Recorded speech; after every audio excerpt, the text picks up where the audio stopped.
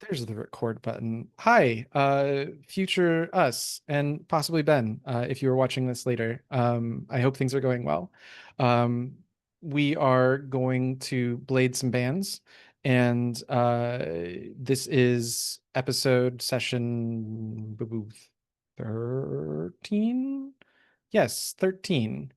Uh, you have selected, or Commander has selected, as the primary focus Operation Shattered Wolf. Um, Also, there's a secondary mission. We'll talk. Yeah, there's a secondary mission as well. We're in Talgon Forest, the heart of the forest. And uh, quick little recap, since I think it's been a couple weeks. Um, the Horned One informed the Legion of what we call a lieutenant, which is if there are kind of base undead, and then there are leaders and elites among them that are called infamous. Those are one of a kind. Then there are lieutenants who are either even stronger than that, or scarier than that, or they are oftentimes leaders of undead forces in their own right. But they are very important targets, or they are strategic elements on a battlefield. And you've been informed of one that is essentially Breaker's transformation curse pushed to its extreme limits, creating a undead of peerless strength and savagery. Who has shed bits of their humanity and is now something like a 9 foot tall wolfman, um, who is used as effectively a line breaker, uh, and is Breaker's primary strength tool to bringing Talgon Forest to heel. Coincidentally, something matching this giant wolfman's description apparently just killed one of the great beasts of the forest. The forest, just a reminder, is a dark fantasy forest that does not care for you or the Legion any more than it cares for the undead. You are both invaders to be slain without remorse or discretion. Um, but in that regard, uh, we did get a confirmation from Ben. Will not be joining us. Uh, so sorry to hear that, Ben. I hope things are going well. Um, this giant wolf man, um, if you attempt to face it head on, it's effectively suicide. It is not something that is meant to be engaged in the scope of the typical mission structure that we have, at least not by default. Lieutenants will pretty much just wreck the squad. Uh, However, um, there might be ways to beat it, or at the very least, defend the camp against it. And so, Commander has seen fit to deploy a squad to the site of this battle where the Wolfman took out one of the great beasts of the forests, um, and just look for any clues, possible weaknesses, things that you might be able to use against it or defend against the camp, or just more information in general. Um, the reward for doing so is 2 intel. So you're expected to get a lot of information about Breaker and or her forces here.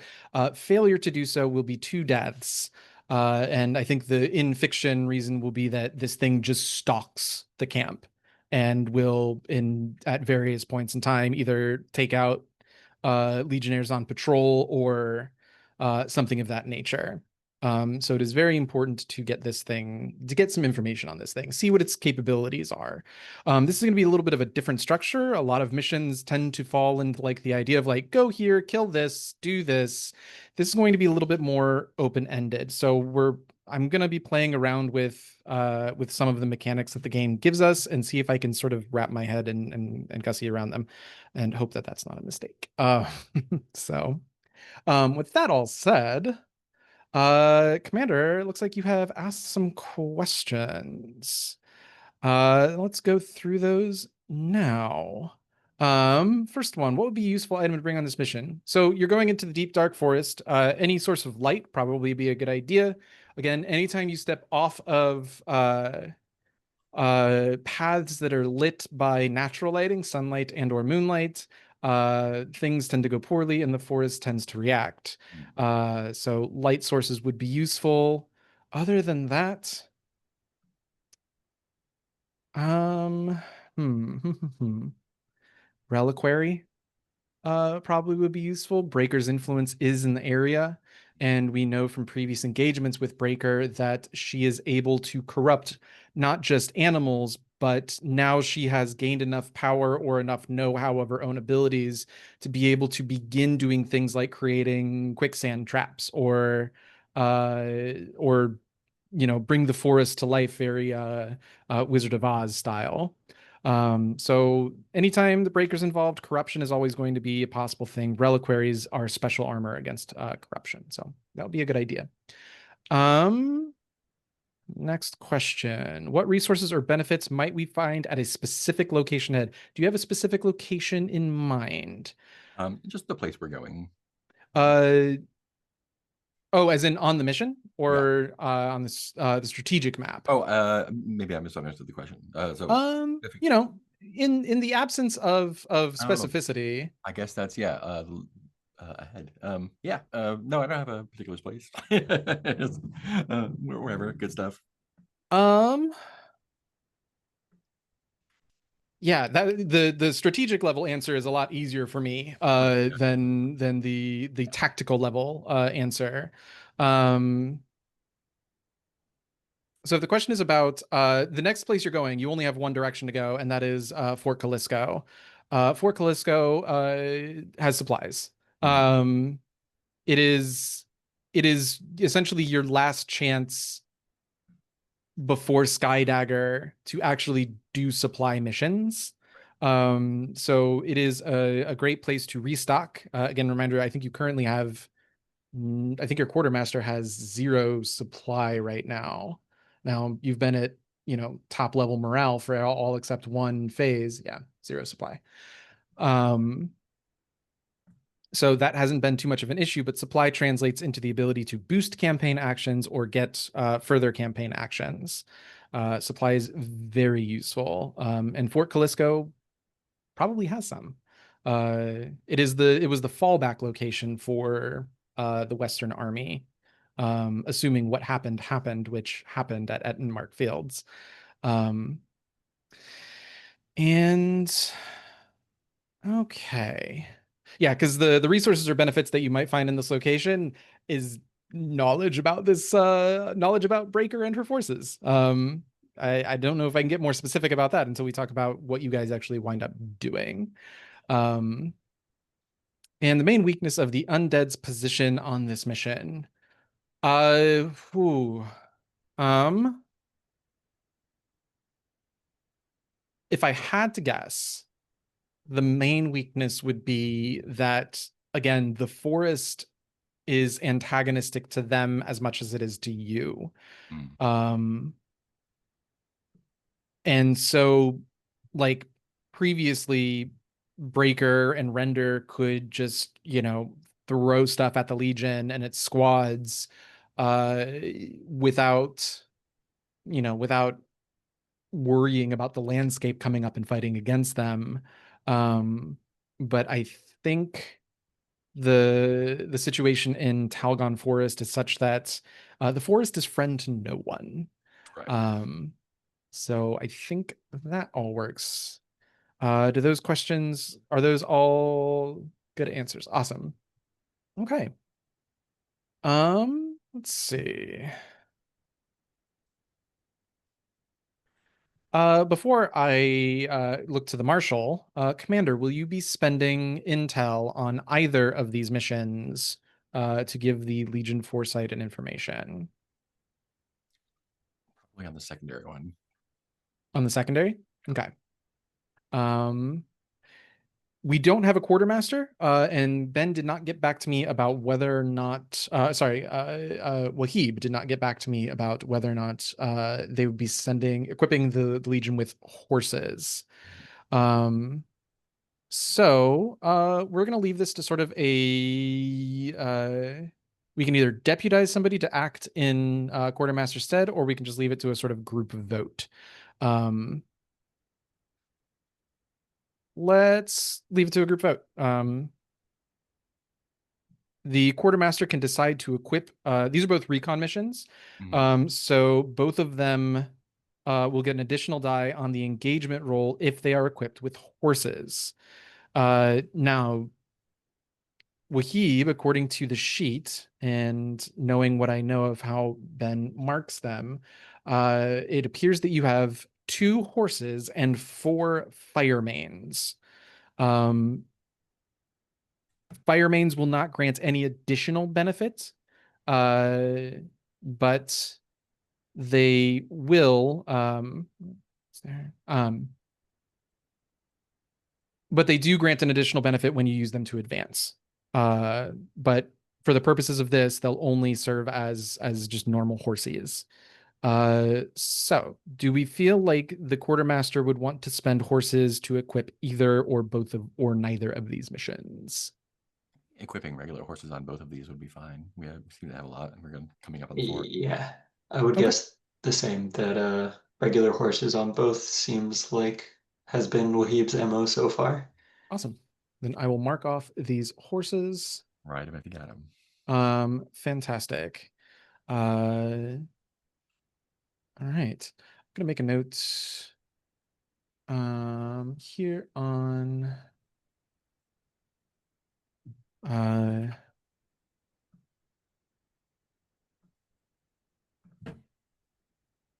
yes, intel, yes, horses on the secondary. And we have no intel, yes, horses on the primary. I don't know why that's in my Comic Sans font, but we'll make it work. There. Fantastic.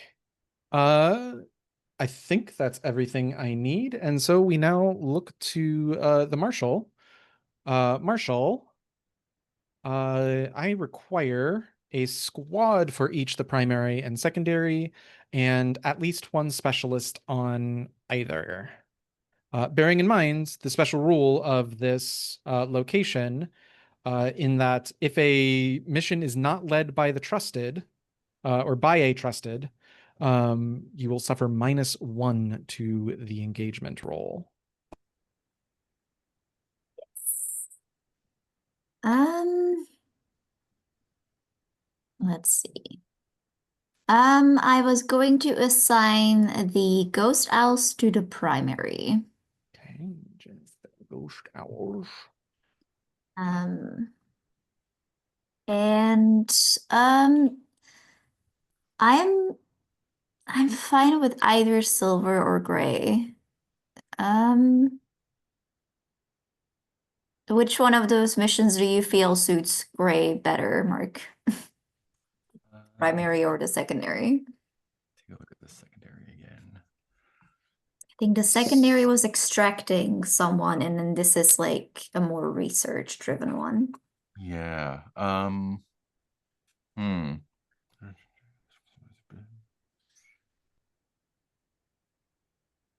Yeah, a Panyar, a big Panyar shaman, Yeah. uh, is awaiting being turned into a Shadow Witch, which is not ideal. I feel like gray might be good on the secondary for taking out kidnappers.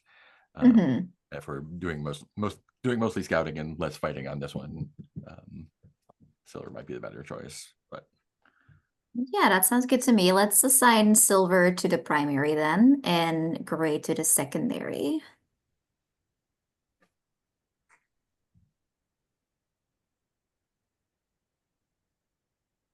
And for the secondary, what squad are we sending out?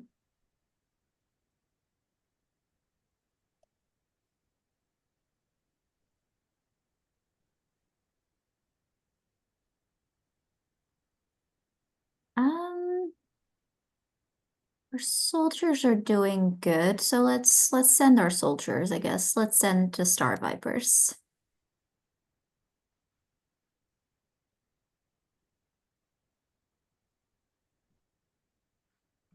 All Is there right. a risk in doing that? Do they also die if we don't roll a 6? Or is it just rookies? On anything less than on a 4 to 5, you can choose to have them succeed, in which case 2 will die. On a 1 to 3, 3 will die. Okay.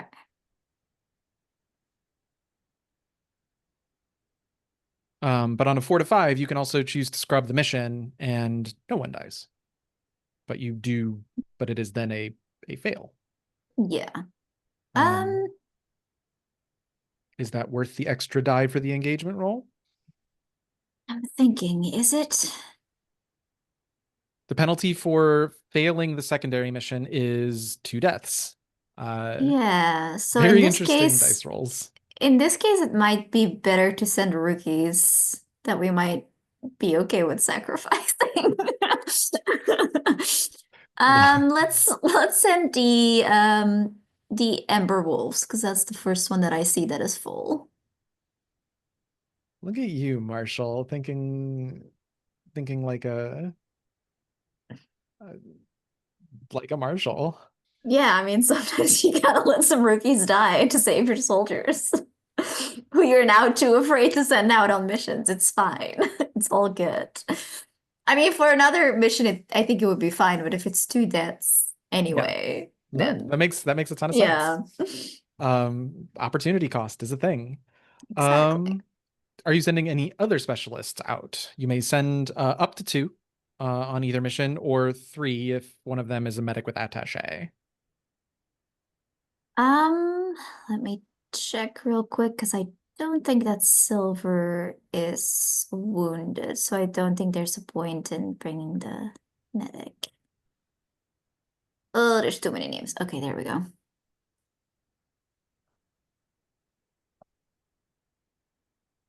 Nope.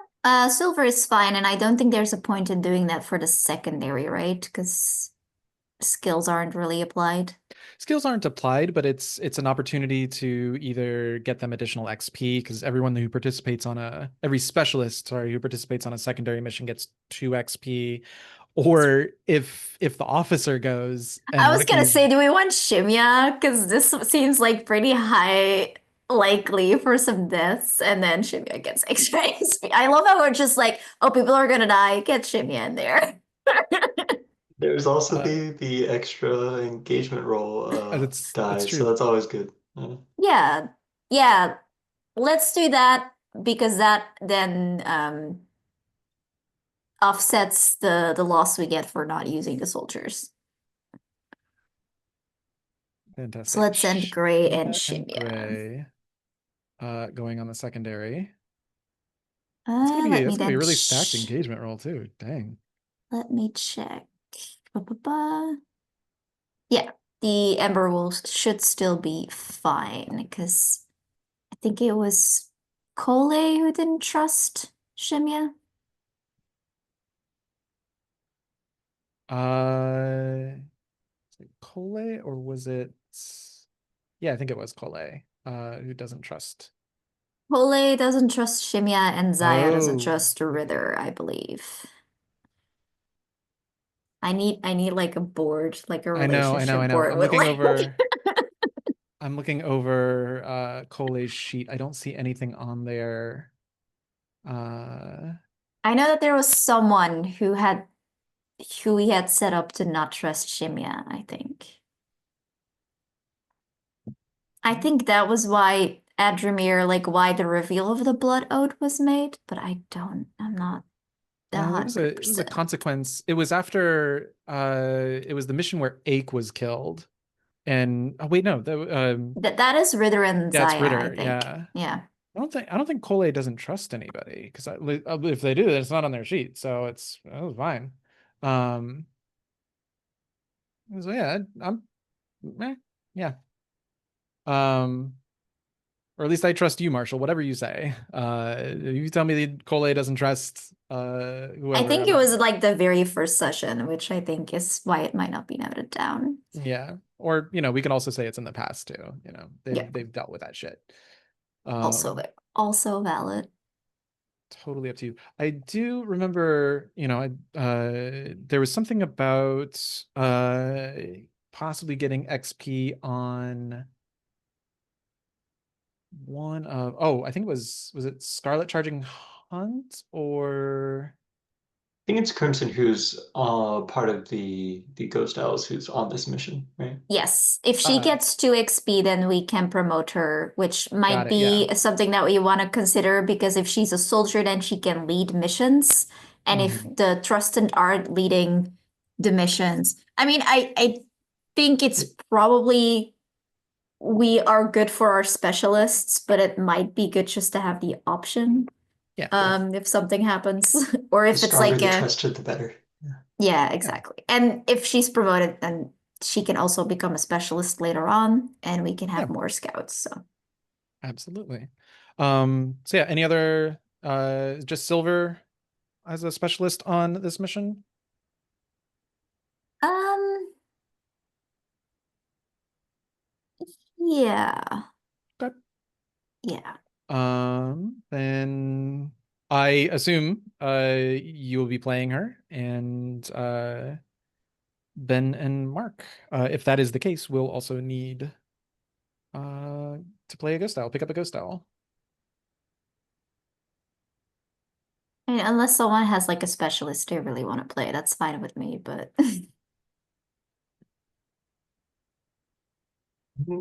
I think the Ghost Owls are great.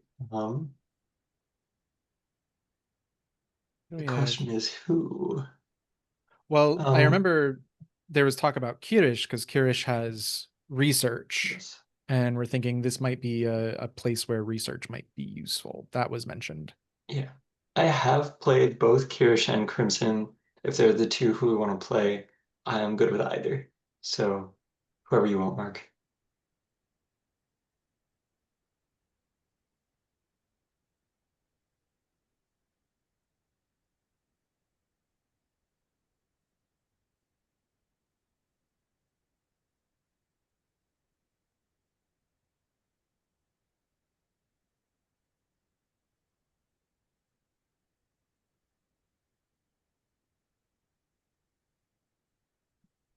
I'll take Jeremy. oh, we're not taking Kirish and Crimson. They're all coming, right? We're just playing these ones, right? Yeah. True. We don't have True, access true. to. Do we have access to the? I guess if it's To their like a rookie's skills, move, yeah. then Hmm. yeah. If you have access to a rookie's move in Like we couldn't make a research roll with no, Kirish's stat unless someone's playing Kirish. no, Yeah. you must play them in order to use their Yeah, stat. Yeah, I'll go ahead and get Kira's then.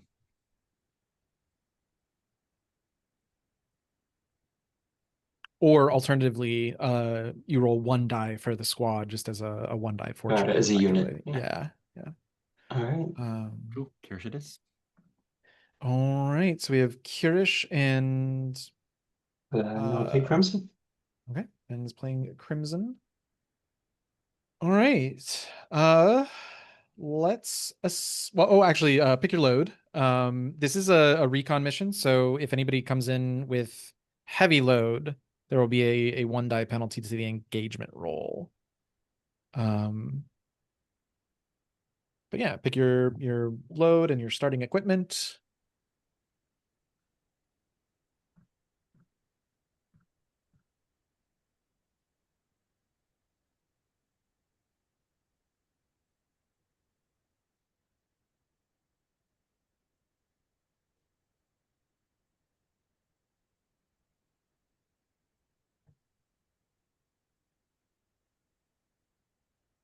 Let's get into some spooky forest shenanigans.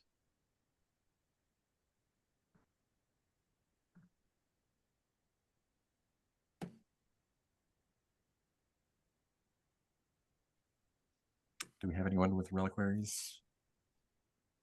I have a fine reliquary. If I pick my normal load, but as silver, I still get to travel as if it was a light load. Cool.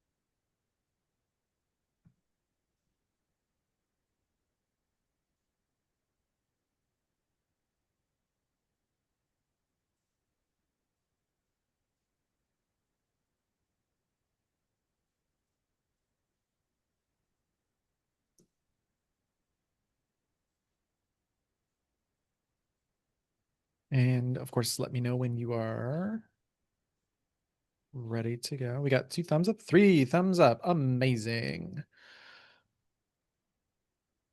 Let me pull up the engagement roll for our Marshall. All right, Marshall.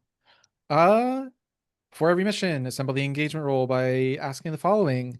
Are all on the mission oath sworn to the Legion? I believe they are. So 1 die. The commander did not spend 1 intel to give you foresight and info. Is everyone on the mission a specialist or soldier? No. No. Does anybody, Trying. I know, we're working on it. Does any soldier distrust the leadership or not fear them enough to obey orders on the battlefield? Nope, not in this combo. All right. And are required specialists or equipment not on the mission? Your required Yeah. specialists are scout and sniper. We have a scout. Awesome. So no penalty there. And it is being led by one of the trusted. So you are not penalized for that. Doo-doo-doo. 2 dice so far. Recon mission. Did the quartermaster spend horses to equip the mission? They did, so you'll take 1 die to that. And is any soldier starting with heavy load? I trust and none of you are, so you do not take a Nope. penalty. So it sounds like you're at a 3 die engagement roll. Yes, indeed. Golden bones. You start in a controlled position when the mission Ugh. starts. No, it's fantastic. Go you guys. You're putting in the work and you're spending resources to make these rolls come out good. So, good on you.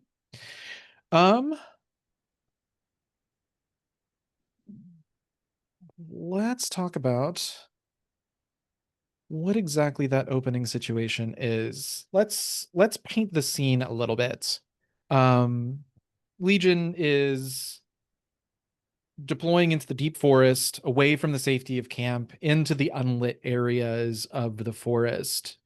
And particularly you have to go sort of west because we know that's where Breaker's lieutenant is operating and Breaker's forces in general. But as you get about 2 or 3 days out away from camp, what signs do we see that the undead and the forest are fighting each other? Bonus points, but not necessary if you also notice something that tells you that the forest is starting to lose.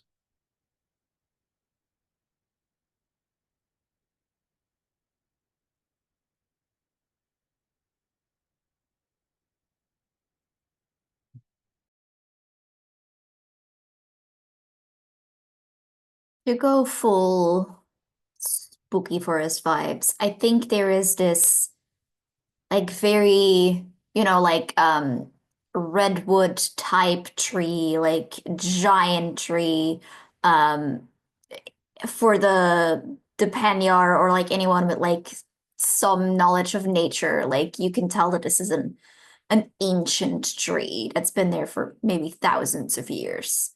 Um, and it like, reaches up at the sky, very impressive branches, but I think a rot has started to creep up to it, like from its roots, and the bark is like starting to rot and peel off when you like even look from like fairly far away, you can just like smell that waft of like rot and decay. And I think its branches are just reaching out and creaking in the wind as if this tree might just rot from the inside and collapse. I think contributing to that stench of decay, the animals that have been turned and used as scouts, the forest has been fighting them off in a way, and their corpses start to litter the forest floor. Um, the issue is as there are more and more of them, the forest can't really keep up. So they're not just littering; it's like a whole layer of half decayed birds, rodents that litter the path. I think we see a lot of places where the trees have been charred, either by flame or something else. Yeah, I think that's it. Fantastic. So I think controlled position, boy, difficult. To be like, what is scary here? That's not risky, decidedly. Um,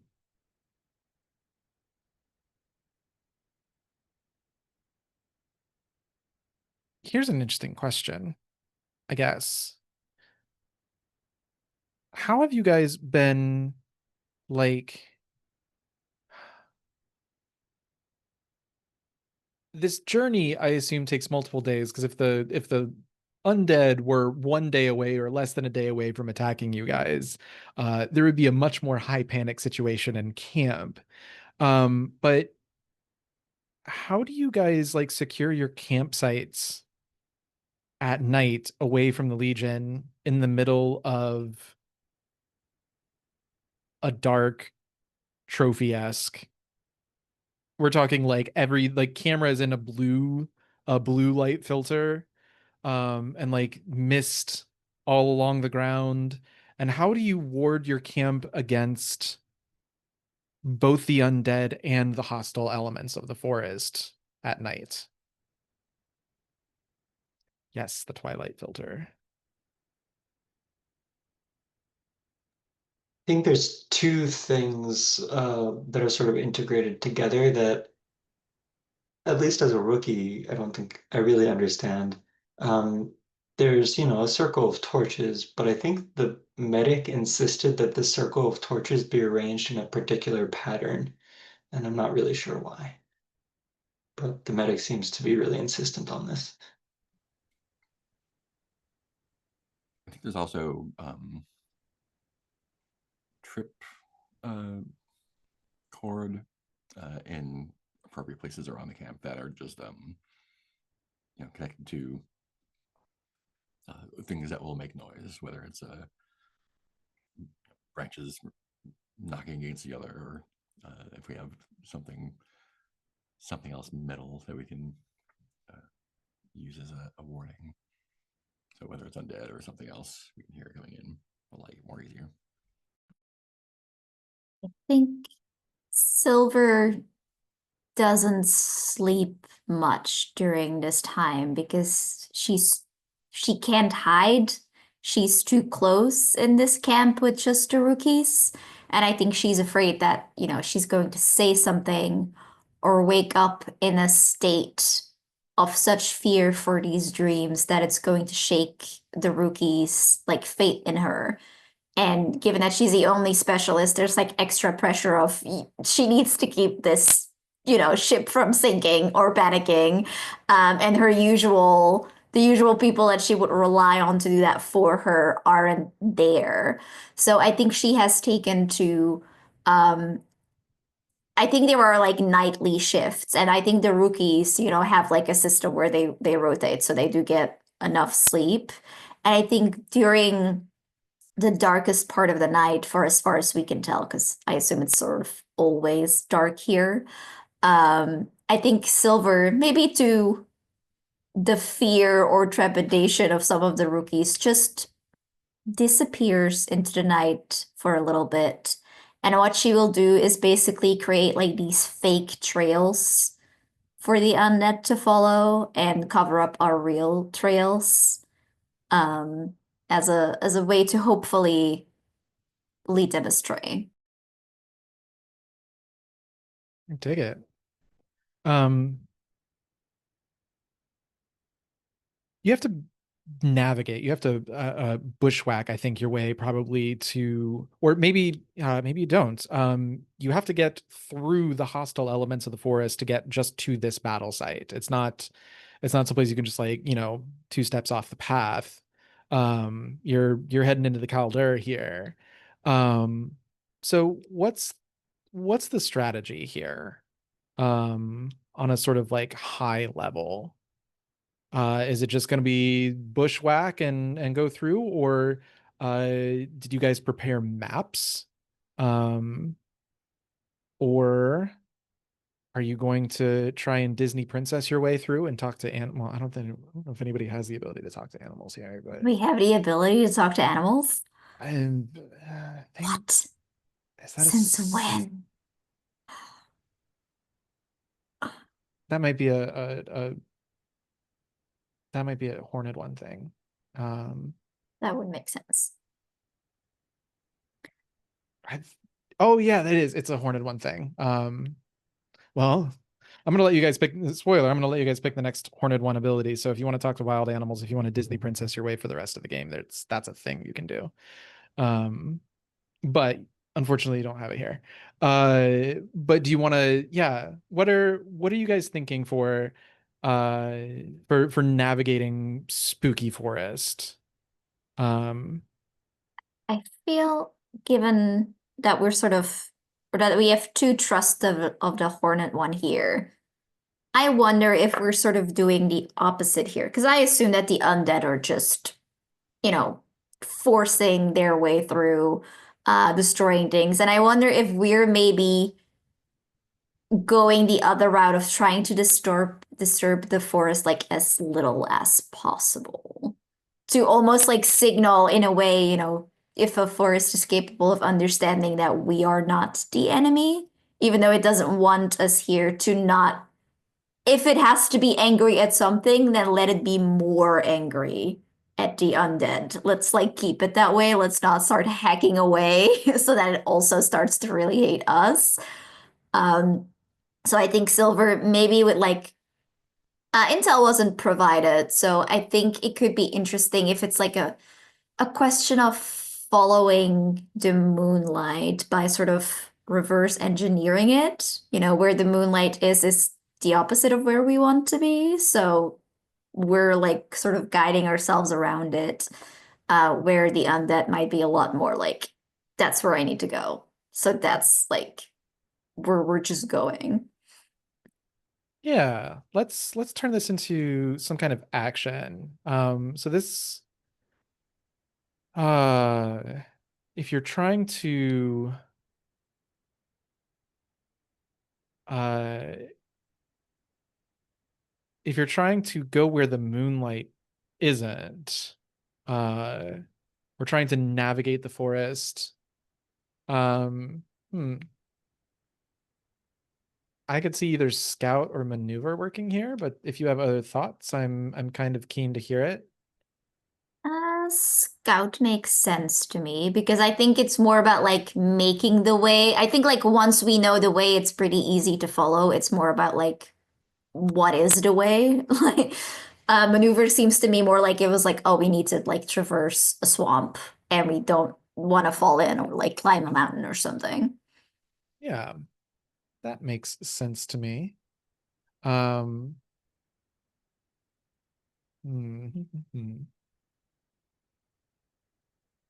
Um, yeah, what are you afraid of happening here uh if you either lose your nerve or you don't scout as well as you want, I suppose? I could see two things. I think I'm either afraid of the undead doing a lot of damage in the time that it takes us to get where we need to be. We aren't going to fight them necessarily, so it's not like our presence would stop them. It's more like they're going to have like fucked up the site that we want to see, that we want to investigate because of just, Okay. their not care for things.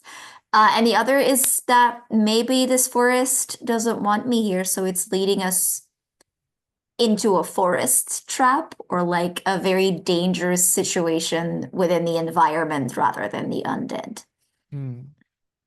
I have another thing I'll propose. Based on some of your answers earlier, you mentioned something about like the rookies not like losing faith in Silver. Hmm. Um, and I wonder if what might be at stake here is a growing distrust of Silver Surging Tide from the Legion, as she sort of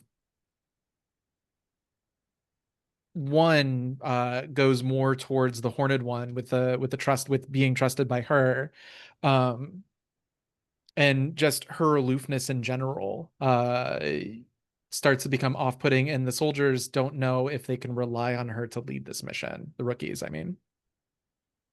That makes sense. Okay. And I think the way that'll shake out is because the harm track kind of doubles as conditions. You're starting in a controlled position. One, because that was the engagement role, and two, because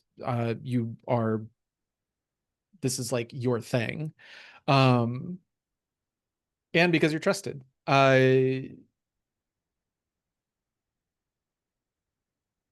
So I think it would be like just a level 1. It would be recorded as level 1 harm, distrusted. And you can clear that with, same as R&R, but fictionally you won't be like healing wounds in the medic tent. But that's just what we'll use as the interface.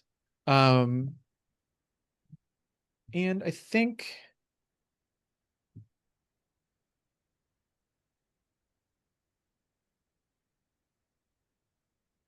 yeah, there might be increased danger when you actually find the battle site. Those both sound like good complications or good possible consequences. Let's put some dice on the table. Let's call it controlled, standard, scout.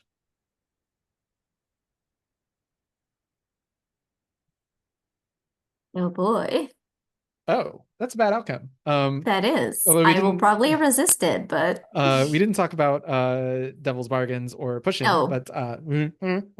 well, Well, I pressed, yeah. push buttons. That's okay. I'll resist that probably, but tell me what it's like. Sure. I think it's going to be, well, I'm trying something new where we talk about the consequences before the roll. So ideally we don't have to talk about them afterwards. And in this case, it is going to be level 1 harm, which you can resist, of being distrusted. Or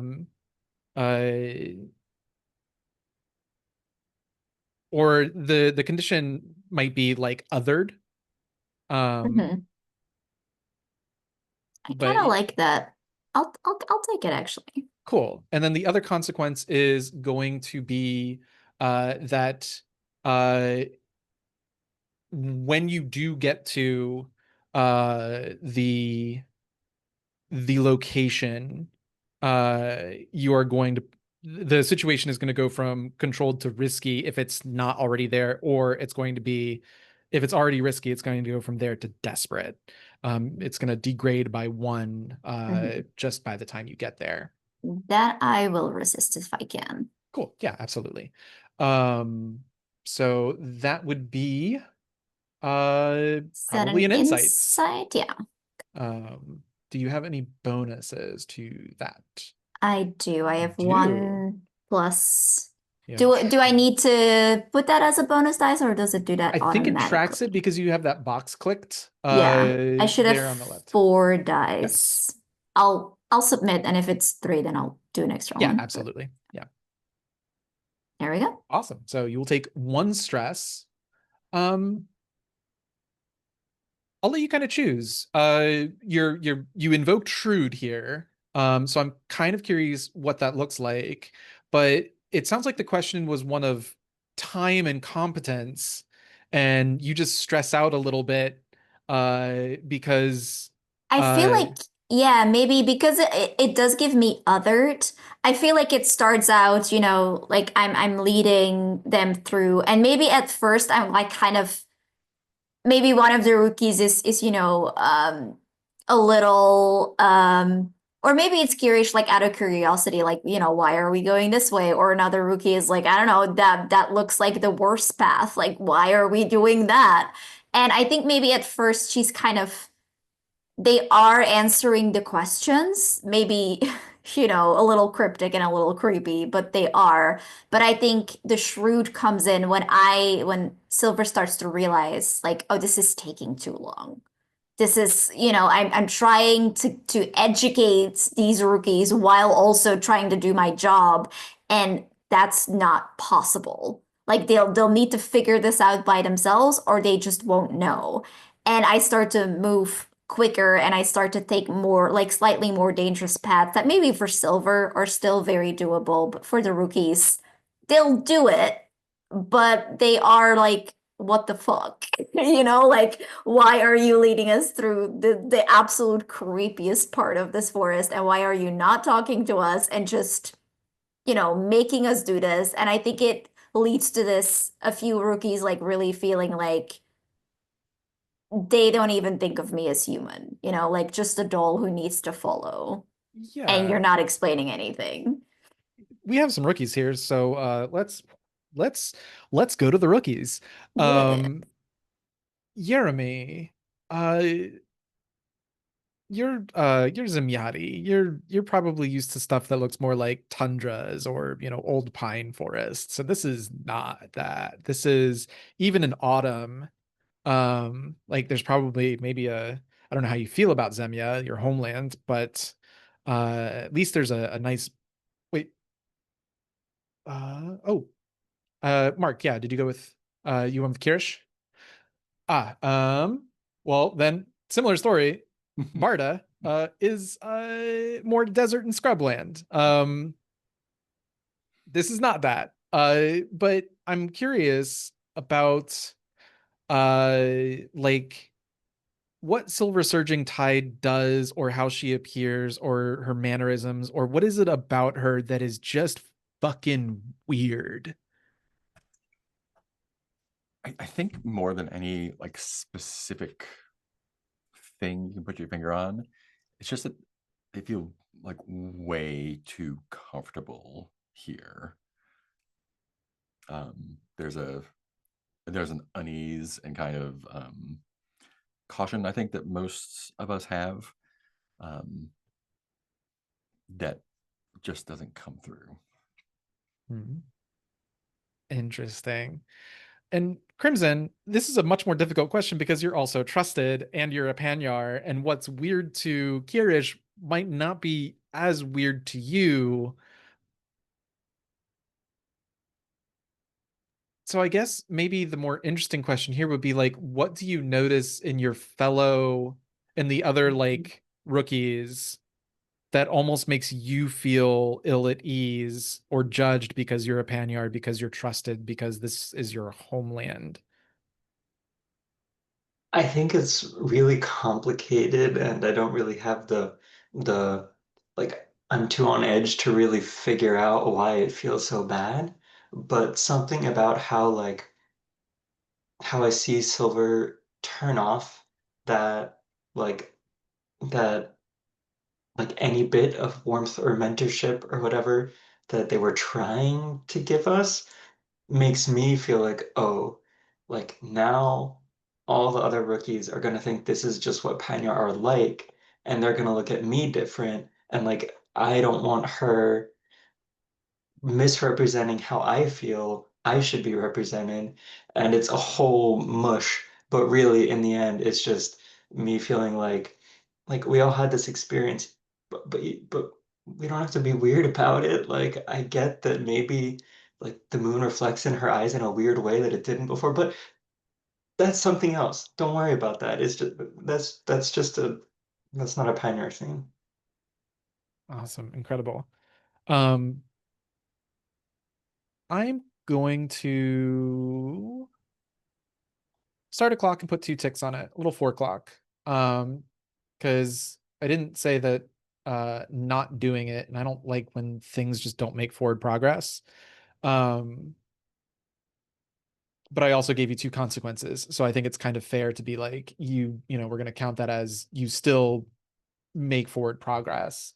But I'm going to start a little 4 o'clock here, just to get to the location and put 2 ticks on it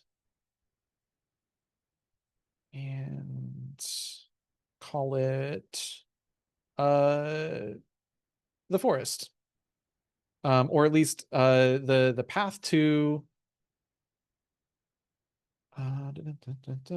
That's the button I need. It's been a couple of weeks. I've forgotten how to do this. Actually,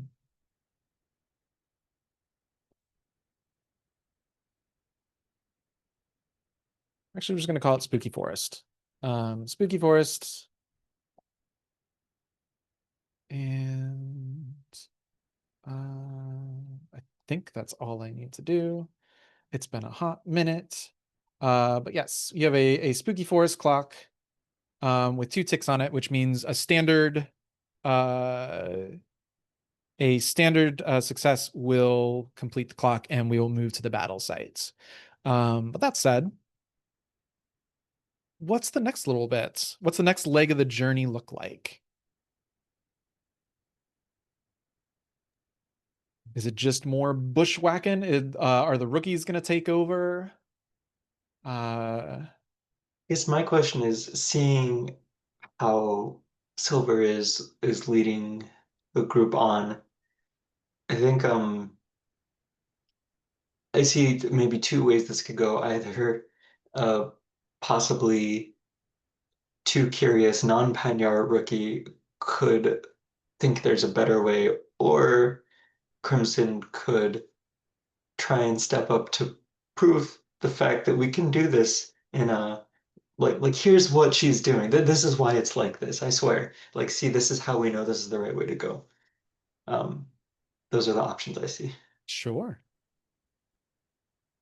Any thoughts there, Kirish, or are you happy letting Crimson take the lead? That second option's real good. All right. All right, yeah. And I guess we've been following Silver, and now I think Crimson steps up and is like,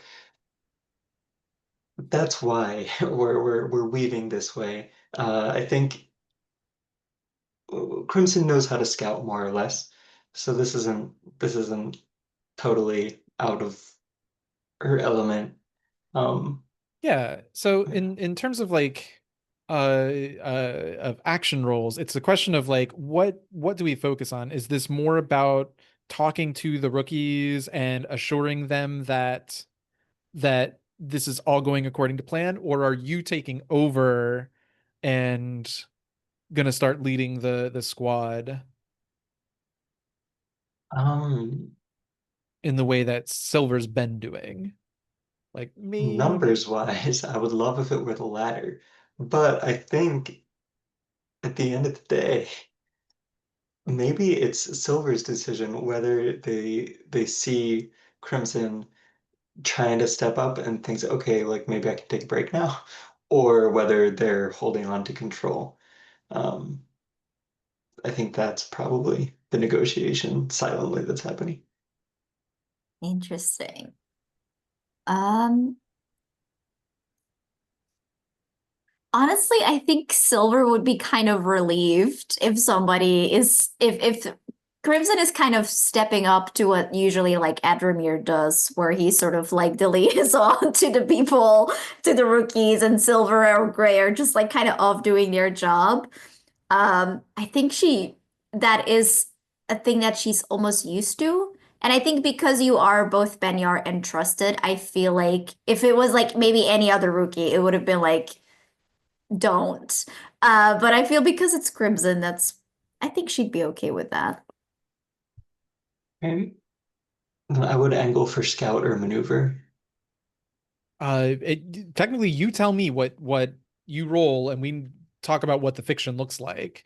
Um, which would you prefer?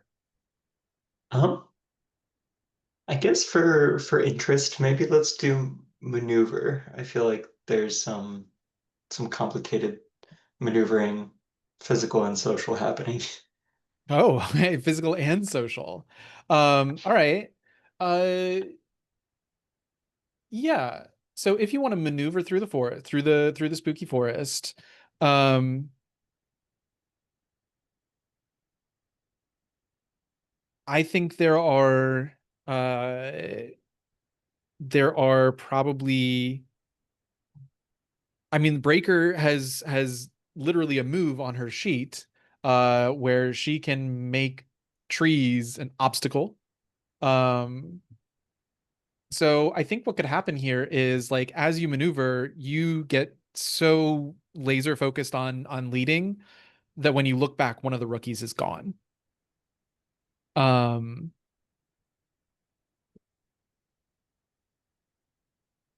I think that's the most interesting thing. You're pushing into like we're in breaker turf, so you're pushing into like thick fog. It's spooky forest. There's no light to there's no light other than possibly lanterns other to speak of. Um, there's all of the ambient sounds of the woods. And so, yeah, I think at some point, if this roll goes poorly, a rookie's gonna be you're gonna be down a man and not know what happened to them. Um,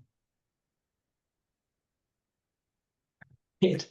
Again, I normally I would let you tell me what position you think you're in, but because of the engagement roll, I think we're still in a controlled position.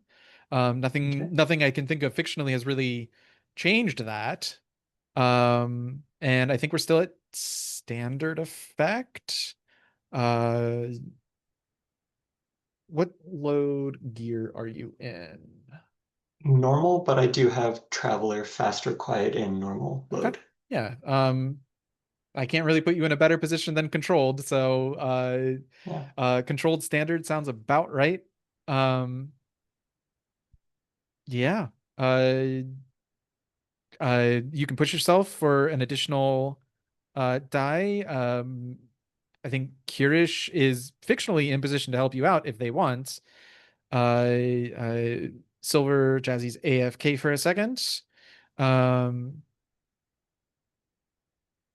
we could open the door to a devil's bargain if you want an additional die, but you are in a I'm always controlled. happy to hear Devil's Bargain. Um, oh boy, I'm bad at these in this game. I want my trophy drives back. Let's see. It is a little too mechanical for that, I guess. I'm just so spoiled by trophies, devil's bargains. When you've got juicy drives to lean on versus like, oh, you lose a piece of equipment. Yeah. Um, I'll offer this for devil's bargain. Level one harm, you also take weird. The whatever you do, That's what I was thinking. the squad just finds it fucking weird. Yeah. I like the level of self-defeating that introduces. Yeah, I think I'll take that. Okay. I'll give it to you for an extra die. Great. So now I'm rolling 3. Oh, I forgot. I keep forgetting about corruption. I need to make more things corruptive in this game, Mm-hmm. clearly. All right. And I don't think I'll push. I think I'll leave it at Okay. that. Controlled, standard, 1 bonus die. Okay. Critical. You do it with increased effect. Fantastic. Um, oh boy. On a crit. You know what? We'll come back to this. I'm gonna need a nice 5 minute break to think of what is something fun and extra that I can give you anyways, and that's gonna complete the clock and get us to the battle site anyways. So this is a good time to take a break. Sorry, Jazzy, as you just came back. But we're gonna take a call it like a 5 or 6 minute break. I got 41. Let's call it 47, 48 ish after be back and see you there. So we're back. So there was a crit on this is it a maneuver to get through the spooky forest. And again, just like sort of highlighting, doing the travel highlights version of this. Um, yeah, you outpace the creepy mist and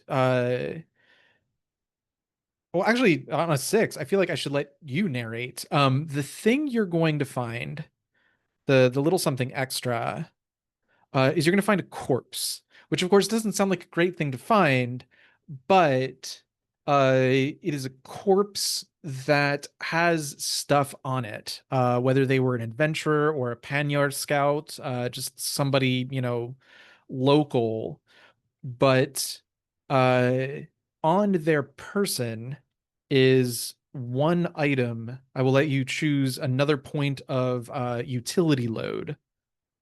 Something on their person, one box of utility load that you can add to your sheet. But yeah, take the narration away. Like, what does this look like for everyone? Yeah, I think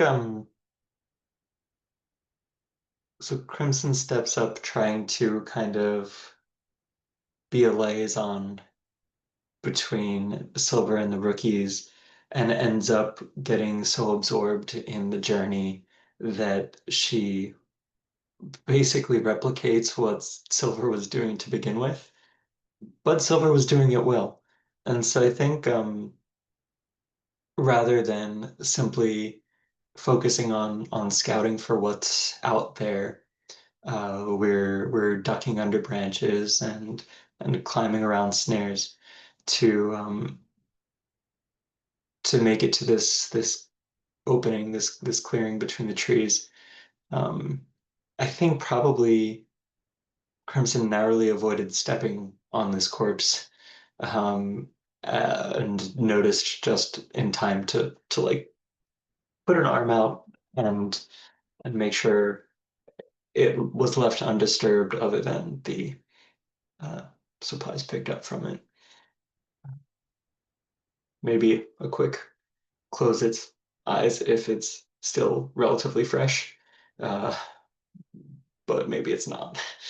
A little grown over, probably. I think leaves over the eye sockets is what we'll do. Leaves over the eye sockets. I love that. Um, Yeah, it is fresh in the sense that in a world, a fantasy world where you might come across a several 100-year-old corpse, yes, it is less than a month old, probably less than a week old, maybe.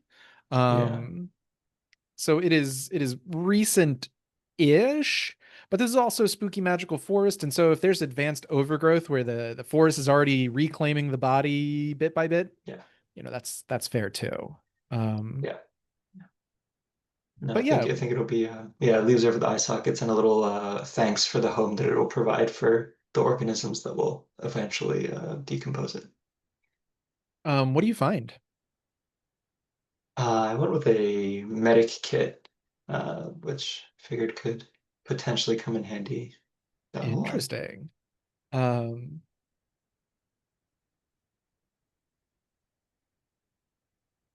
do you think it was like just a Panyar sort of like a shaman's bag of just, a bunch of uh poultices and, herb bags and dried this and that?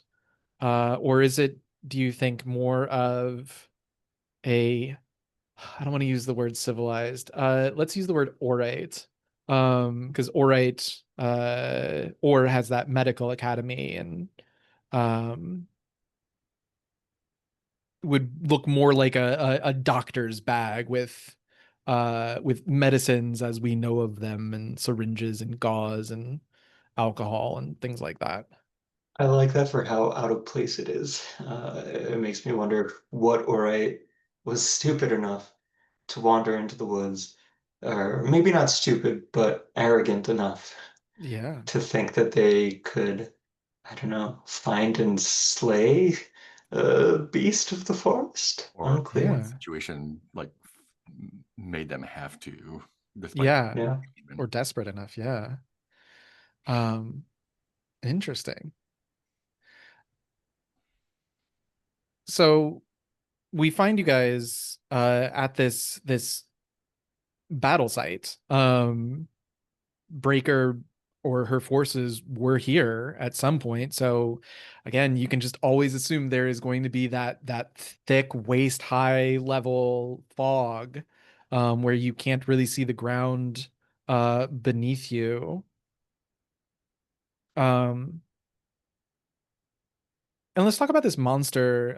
I've been being very vague about this quote unquote great beast of the forest, and the thing that comes to my mind is, if you've ever played Witcher 3 and fought a Leshen.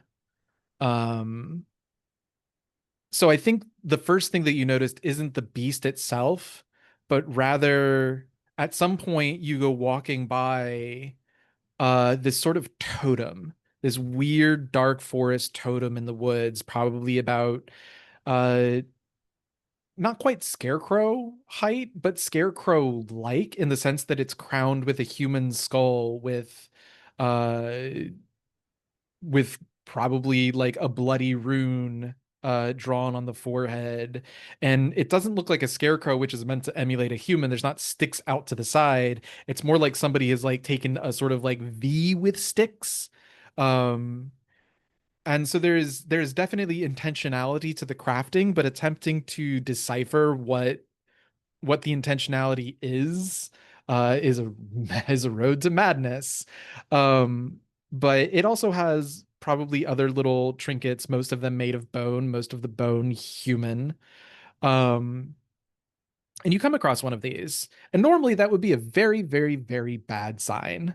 Um, a Leshen would be a very difficult monster it would be a very heroic deed for a single squad to go up against something of that nature, something like that eldritch horror in the forest. But Jazzy, I saw you nodding. So you know what a Leshen is, and you probably know what these totems are that I'm talking about. But like, how do you know that this one is either broken or how has it been broken, defaced, or in some way that tells you that like the spirit that was bound to it, well, I mean, in this case, it's dead, but it's been disturbed or defaced. How so? I think going by the Witcher lore, there's usually like these animals of the forest, wolves or crows around it.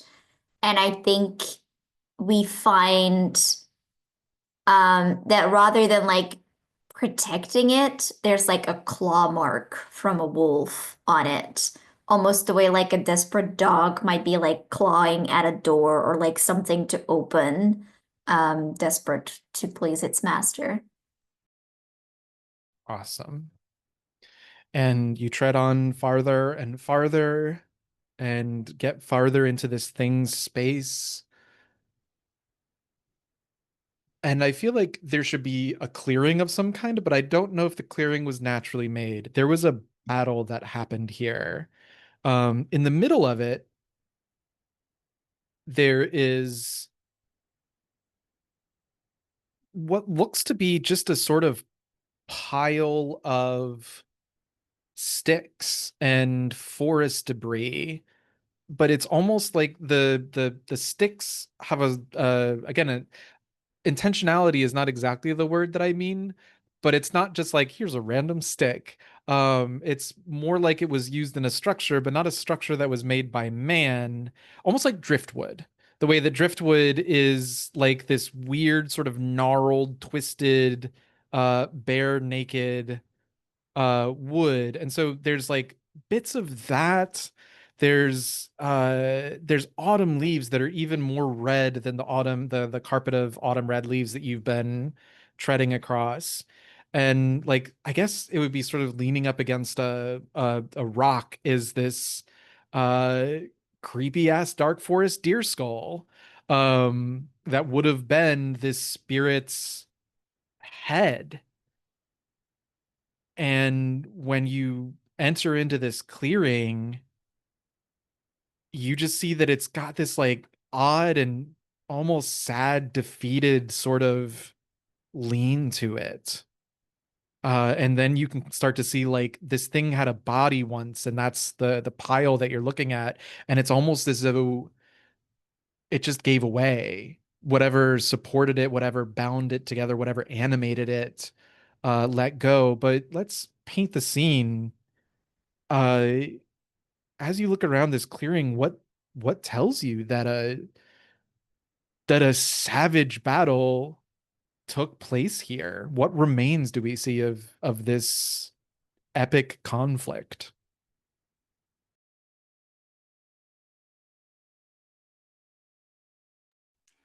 There are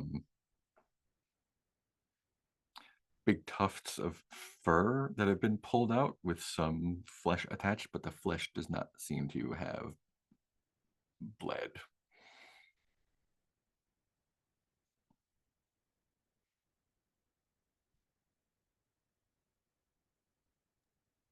I think conversely to that, there's some deep claw marks in the ground and in the trees around the edges of the clearing.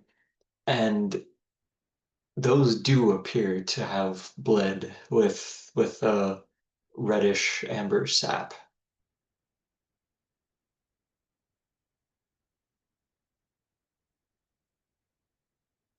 And I think at first we think that it's the same mist that's been following us the whole time. But then the smell gives it away. It's smoke from fires and embers that are still hoping to catch a bigger spark and light the forest aflame.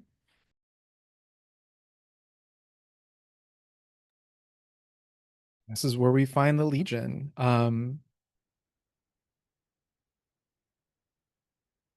Let's just have that scene to begin with.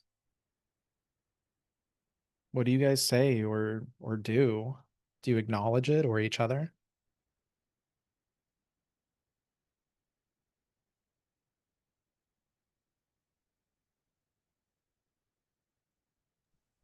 Kirish is definitely fascinated. It's like horrifying and awesome, but there's like it's not strange in the way that Silver have been acting strange, but like just like it's pushed past into like that is something I've never seen before, and I'm perhaps literally dying to find out more about this thing that I've never seen.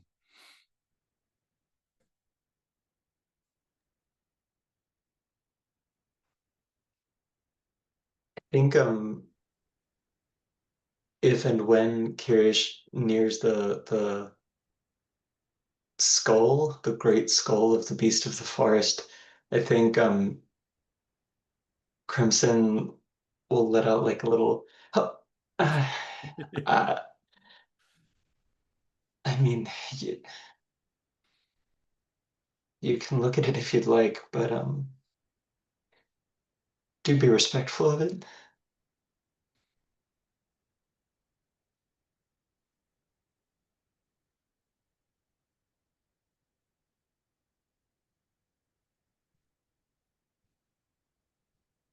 Looking and not touching. For our Panyar here, do you guys have any like childhood boogeyman stories that this would bring up any memories of? Because there's scary monsters in the forest of Panya. I assume there must be scary boogeyman stories as well. And have you ever, I guess here might be a more interesting question. Have you ever encountered a spirit of the forest like this? Or is it always just something that your mother's told you to avoid?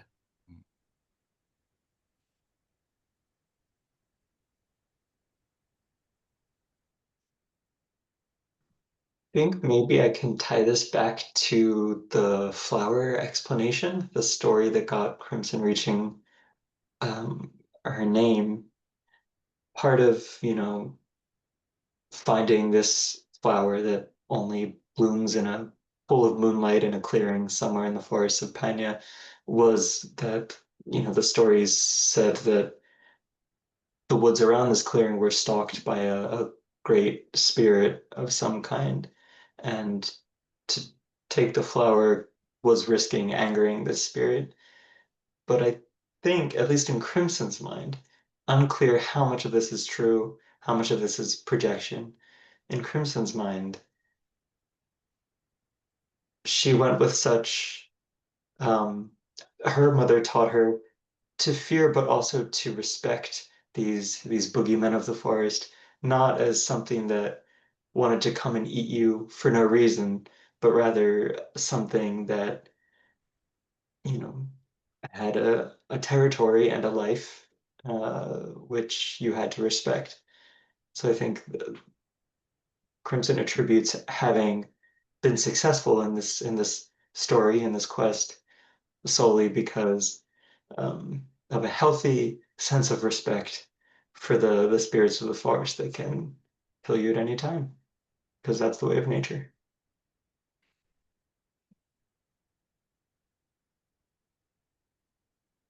I think for Silver, as she approaches this place, I think we get like, like a close up of her combat boots, or like she probably has like more like leather shoes for scouting, to stay quiet.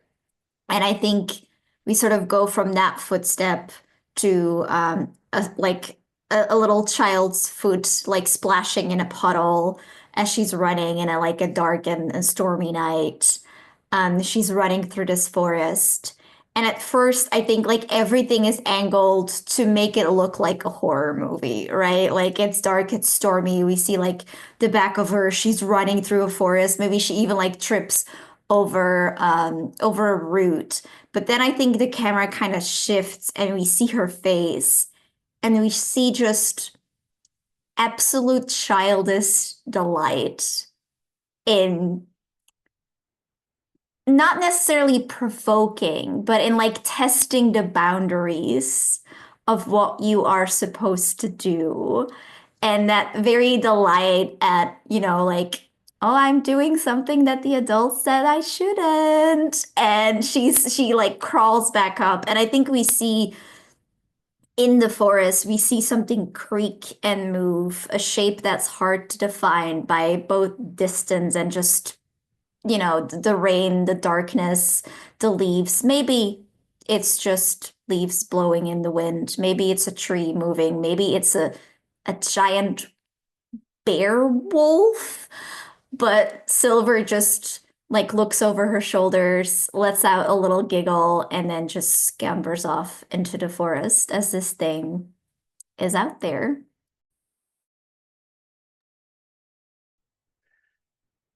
Crimson, you will notice Kirish as well, but the meaning might be lost on Kirish. But you notice that like if this spirit was attempting to emulate a person or the shape of a person and is now lying dead, corpse-like on the ground, you see its skull where its head would be, and then the sort of pile of refuse where its body would have been. But about where its anatomical heart would have been, you see a little blooming white, silvery night flower.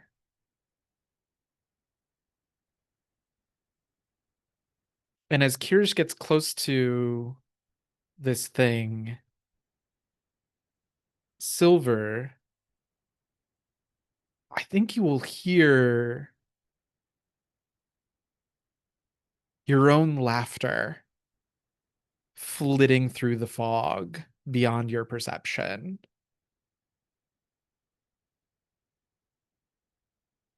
I think the others will hear it as well, but you hear it and would recognize it. I don't know if the other people would let you would know your laughter. How often does Silver laugh in camp? Silver? Probably never. Or I feel like it only like things that people consider like borderline deeply inappropriate, right? Like not enough to go to the marshal and be like, okay, this person's being problematic, but like enough where it's like, I don't know if that was funny, Silver. Like I feel maybe more with the specialists, but rookies, I don't think they associate laughter with silver. So everyone else hears a laughter that sounds like if you could imagine Silver laughing.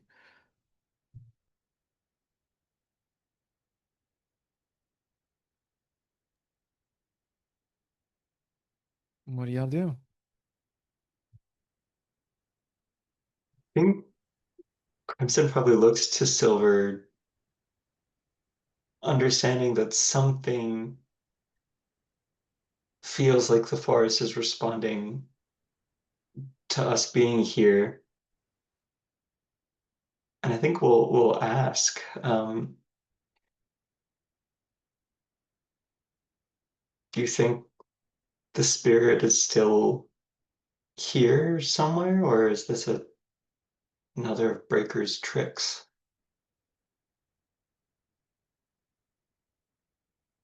I think Silver kind of like looks off into the smoke slash mist. And I think her eyes land on Kirish because that's why he's here to make sense of these things. And I think without even saying it, just like the look falling on you is basically a go do your job. Yeah. Research. Yeah, without being too disturbing or disrespectful, like see what I can figure out with all this. Sure. Um, Yeah, sounds like a research. I'll Oh, touch it if I need to, but sorry, what was that? I'll touch it if I need to, but hopefully I won't need to. We'll see. We'll see. Um, how are you going to investigate it if you're not going to touch it? Are you just gonna like get up and look really, really close? Yeah, I mean, I probably will wind up touching it. I think looking over at Crimson for like a little bit of approval, or just like, this isn't gonna ruin anything, is it? Or this isn't gonna like piss you guys off. Which is, also something to learn, I guess. How much of this is gonna be bad? Yeah. Yeah.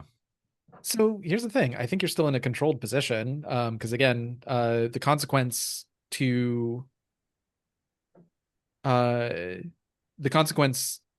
that it wouldn't be a controlled position was resisted. Right. So regardless of the fiction here, I don't want to undo that. So you're in a controlled position. Um,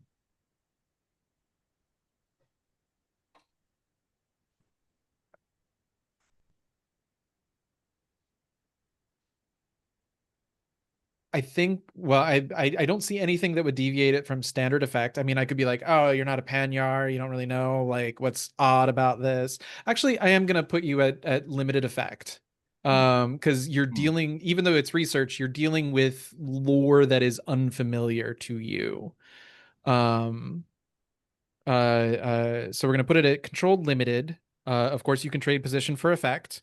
Yeah, I But think I'm curious. risky standard, I think. Yeah. Yeah. Bring it up. Which So means definitely touching it. yeah, absolutely. That I think makes a little bit more sense to me. Yep. I would Uh, like to help. sure, If I yeah. can offer help. Kirish, what are you afraid of happening here if you touch the wrong thing, or if you take too long, or if you lose your cool? Um,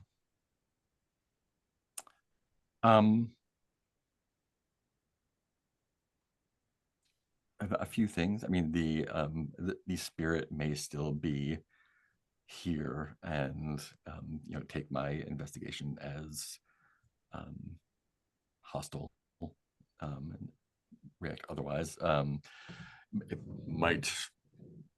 I don't know how these things work when you touch them, and I worry that it might physically do something that I'm not prepared for. And I think that the background worry is that taking too long doing this is gonna give the dead time to find us. I did say I wanted to get more corruption involved, and we know that this thing was killed by Yep. Breaker's undead. Right. So I think by getting in there, you are going to expose yourself to corruption. Love it. Um, and if you're in a risky position, it's going to be 2 points of corruption Fantastic. as a consequence. I think, yeah, I'll say let's call it 2 points of corruption, and your overall position will deteriorate. So you'll be out of a controlled position into a risky position.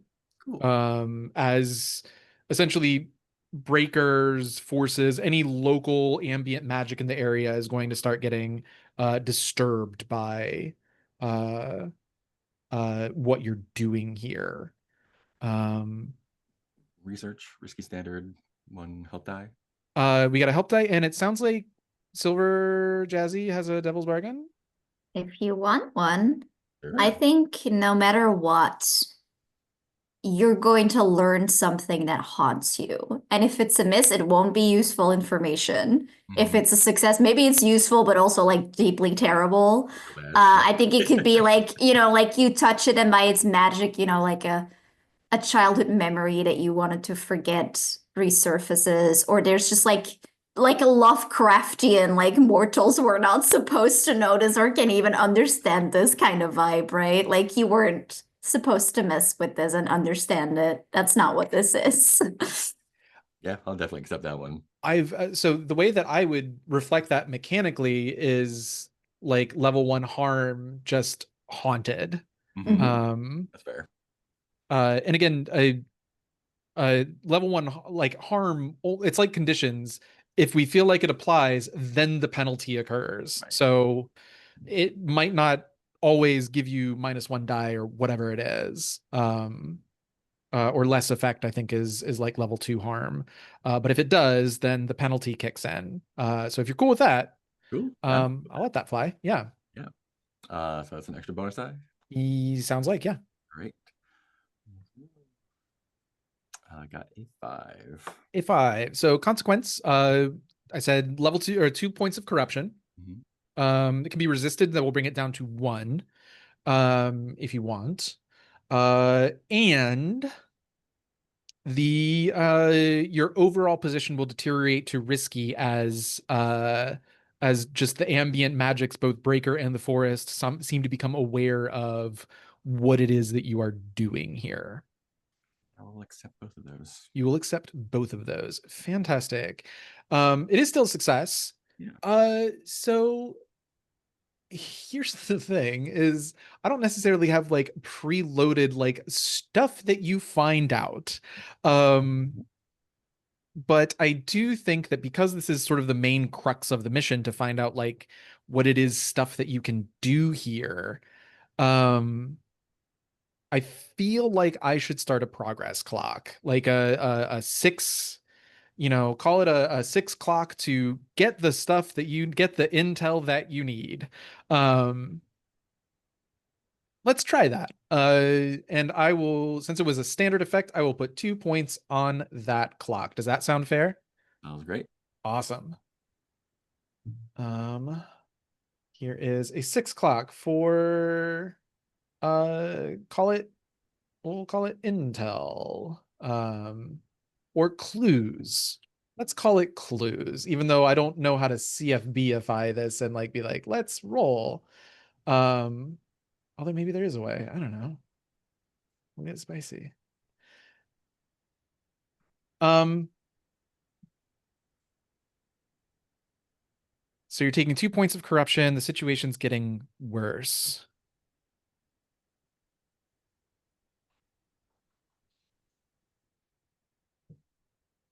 Here's something interesting that I think you might find. Kirsch's Barton, right? Yeah. You find in this forest spirit's chest cavity. In fact, interestingly enough, it almost seems as though it is oddly close to the heart flower that I described earlier. You find one of those Barton you find, I think, a lock of hair that that Bartons I think particularly long-haired men and women will like weave little friendship charms into their hair. And you find one such lock of hair that has, a little Barton friendship charm woven into it. Um, and I think the moment you touch it, well, actually, no, I'll let you tell me, like, because you got a 5. So I'll let you narrate the success. But yeah, like what does that corruption look like? Hmm. And also, yeah, how do you I would say how do you succeed, but yeah, go for it. Um, yeah, I think whether or not it actually is, I think it's a charm that I had in my own hair when I was younger. And whether it's the same one or something that looks identical, um, that is quite disturbing to me.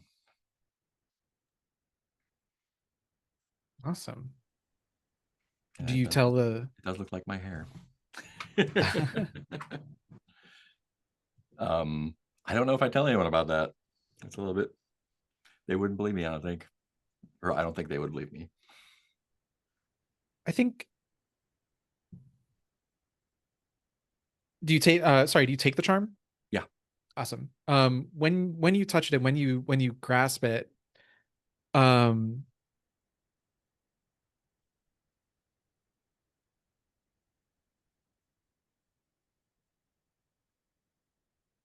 has Kirish ever been in love? Yeah.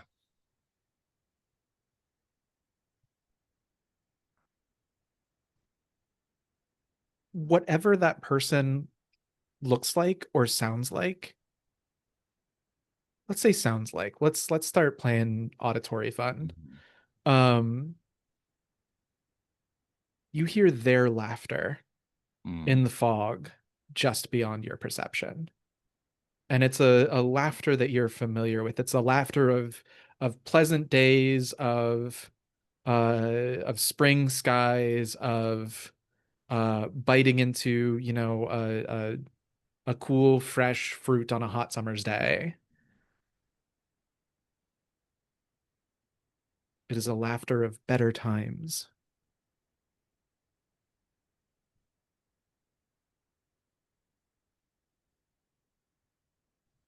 What do you tell the others? Like, because I assume you have to announce that you are done with your investigation, or are you just gonna keep digging in there? Um, so ostensibly, I'm trying to find out like what exactly happened to it, right? What exactly happened to? To the creature. Oh, I mean that I can tell you. It got fucked Yeah. by Or like, a giant wolf man. yeah, or like Um, what the implications of that are for us. yeah. I mean, I think one of the clear implications is don't don't try it. Yeah. Yes, that is the first implication. Um, and I think like my findings are like this was indeed um, something powerful, and it did or indeed like go down yeah, too easily. how do you confirm that like the wolf man like definitely did this kill?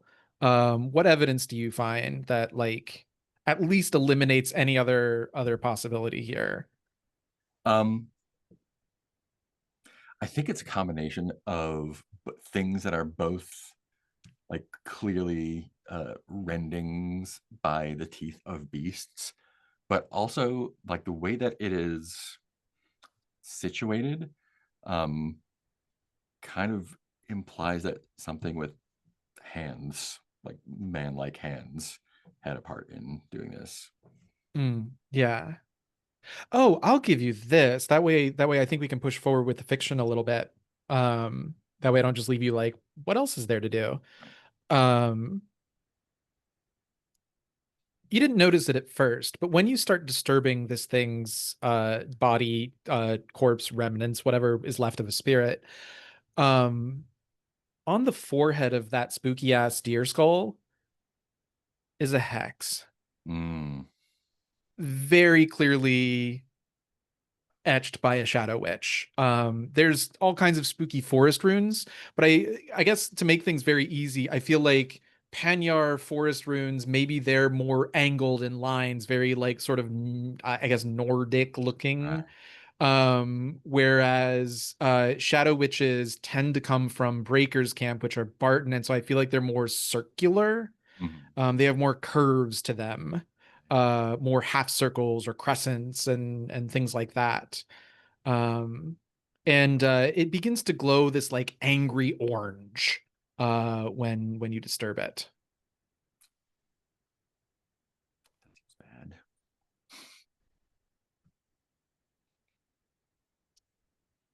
But there might still be other things to look at in the area.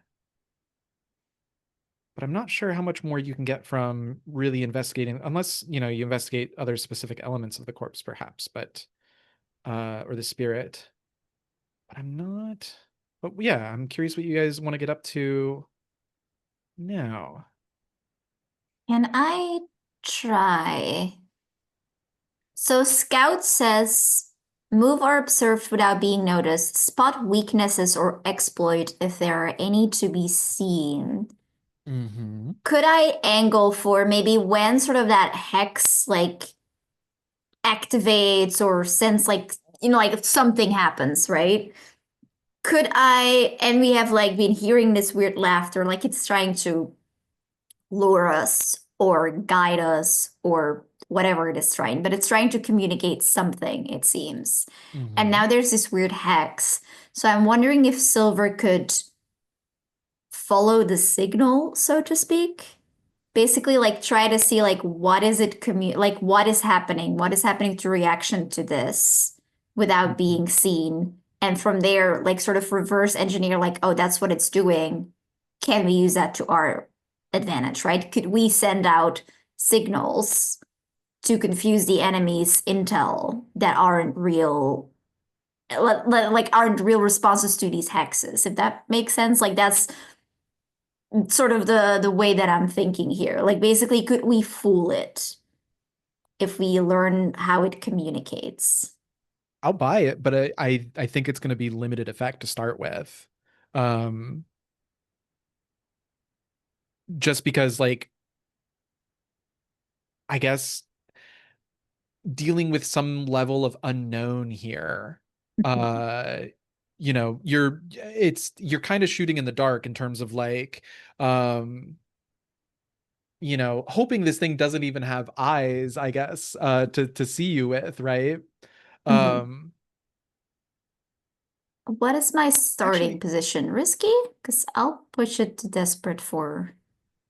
Actually, I want to start adapting some things from other Forge in the Dark games that I think are really good design.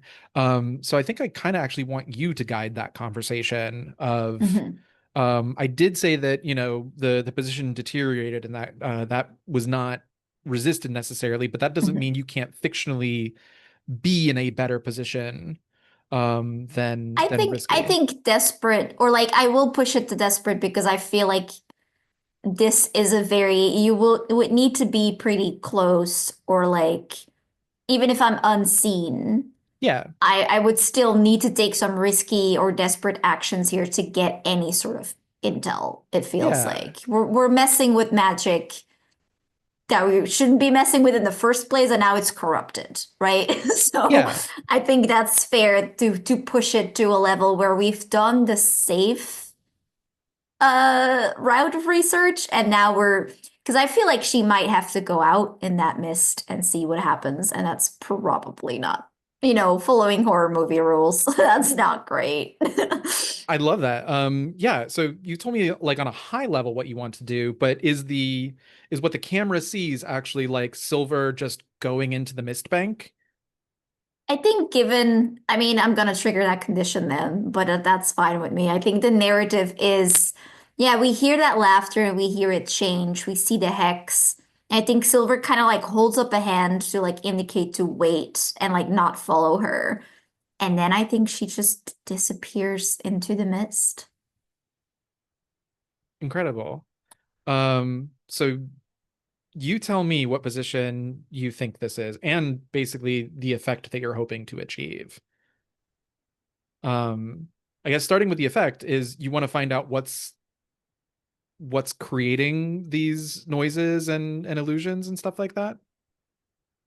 Yeah, I want to see, yeah, like how, not necessarily like how the signals are made, but like what are these signals and can we fuck them up? Is sort of the, And can we fuck them up? or like can we use them because it's hexed? I'm assuming that Breaker is involved in this much more so than the original spirit. So if Breaker can make these sounds and can sort of through that glean what we're doing now, then we could feed Breaker intel that is faulty. We could, if we figure out how we could make it look like we're uh, doing something else or that we're in a different location or on a different mission, we could basically hack the radio. Oh, so are you think this you're thinking like higher level than just like the immediate area? You're thinking about like future missions and stuff like that? Or Yeah, are I you mean, just I trying to assume that for now it's because I know that we have that long-term project running, so that Mhm. could be something that we feed into that. But I think for now it's just like how does Breaker know? Like, why did it light up? Why is it luring us? Where does it want to take us? And how can we use that to our advantage? So basically, like walk into the trap, but prepared, if that makes sense. I got yeah. Yeah. Sure. I'm trying to translate this into like Mm. like what effect what do I give you if you succeed? Um I guess just a take on the research because that's what we want to we're here to well I guess we're here yeah. to research the wolf guy. Well, that's the interesting thing is I there's an element to this I don't think I've mentioned yet, but this can translate to the clues clock, and I will give you that information because it's tied to the action you're doing. I just don't know if it's exactly the thing that you set out to do. So yeah, I could see this translating to clues on the clue clock. Yeah. That is basically the intent and then the broader Sure. intent is Yeah. follow the weirdness. Yeah. Um, so yeah, and because you are boldly walking into the face of danger, um, yeah, what kind of like limited, standard, great effect? What how great of an effect do you see this having on like finding out the clues of this mystery? I think if I can follow it and see what it wants from us or like what it's trying to get us to do if we were stupid enough to do it without being prepared. I feel like that's usually a big clue because that means that we find out what Breaker wants us to do, Yeah. which is presumably just die. But there might be more to it, you know? Yeah. So you mentioned desperate earlier. Do you think this is just a desperate great Yeah, I'm role? I'm fine with that. That makes sense. I'm taking a lot of risk, but I might stand to find out a lot. Yeah. So you're walking into the spooky forest, and if you're in a desperate position, I think corruption is easily on the table as you basically get mind fucked. Um, so I think three levels of corruption is on the table. Uh, anything else? Um, I think Is there anything else you're afraid of happening or going wrong here? I could see you come across some of Breaker's like actual soldiers and combat ensues. Um, Yeah, or I think if we want to bring the Wolfman into it, I won't say like I get detected because that's kind of a fail state of the mission, but I Yeah. feel like it's that typical like, oh, I'm following it and then off in the distance or I see like some sort of sign that he's much, much closer than we oh, thought he okay. was. Yeah. So like not necessarily like you bump into him, but like, oh shit, he's kind of still here-ish. Yeah. I love that. Okay. Um, I dig it.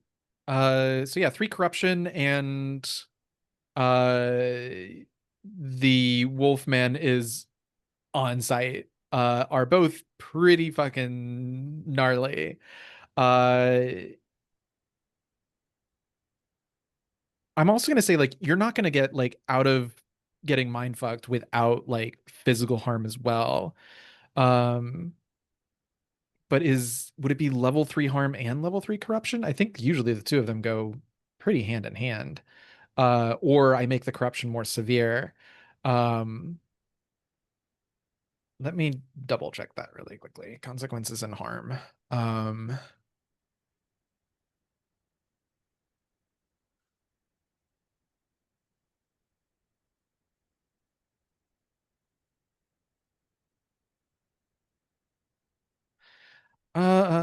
it basically says that,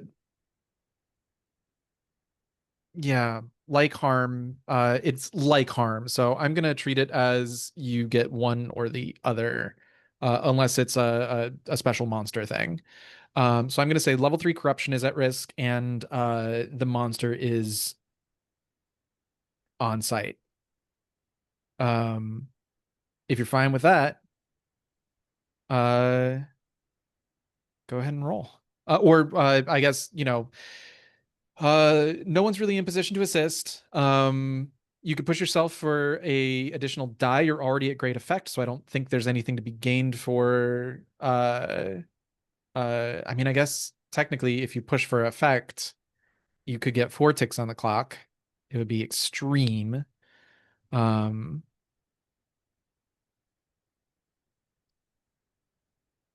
uh, uh um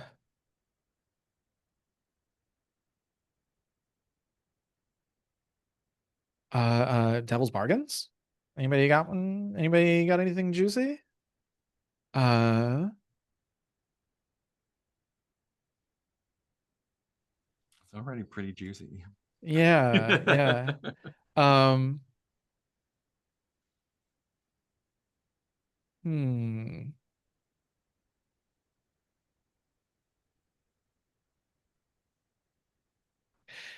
I'll offer a devil's bargain of no matter what, uh one of Breaker's lesser minions is on the table, is in the area, and you will have to deal with it in one way or another. We have no fighters. That's gonna go great. Sure, why not? Or Okay, I have an cool. alternative, I think, Oh, Okay. yes. which is no matter what, um, venturing into the fog will like deposit you either I guess I see this going 2 ways. Either it deposits you elsewhere and the rookies are left to fend Mm. for themselves in the clearing, or they think you're even weirder than they already did, and you get like another level of weirdness, which I don't know if that would translate to more harm, but That's how I would reflect it. Yes. Mhm. Either taking a first level, usually you increase it. So that level 1 harm would become level 2 harm. Um, Plus the level 3 potentially. plus level 3 oof, potentially. I better like be the separated out. Yeah, okay. deficit. Given that we're giving Crimson sort of this mini arc because she's very likely to get promoted if you survive. So I think it could be interesting if Silver is taken out or like deposited somewhere else and Crimson has to kind of take over leading the rookies for a little bit. So that seems narratively very cool to me, and also very weird foresty. Like, yep, fuck it, you're somewhere else now. I'll take it. I like it. Awesome. That is just an extra dice, or is that to get to? Devil's Bargain is an extra die, yeah. Yeah, okay. That also means you cannot push yourself for an additional die. That's fine. I want to keep my trauma for when I need to resist, maybe. Okay. Let's see how this goes. It's a lot of dice, so maybe. Yeah. This is what you do. Oof. Okay, okay. Jesus. Good thing you Wow. took those extras. Wow. Dear Wow. Lord. We did it. Hey, we did it. Fantastic. 5 is a success with complication. So you do what you set out to do, but the Devil's Bargain will kick in because no matter what, and it's a 5, so the consequences will kick in no matter what. Or the consequences will kick in, sorry. So right now you're looking at, what did I say? 3 levels of corruption. Again, that can be resisted, which will bring it down by 1 to 2. You have a reliquary, right? You have a fine reliquary, in fact. Yeah, and there's like 3 Charges on dots. it. Yeah. I guess, can you use multiple on the same input is my question. It's also fine, so that does 2, right? Or Let's look see. I think there's a handout called gear, and let me see if there's anything. Oh yeah.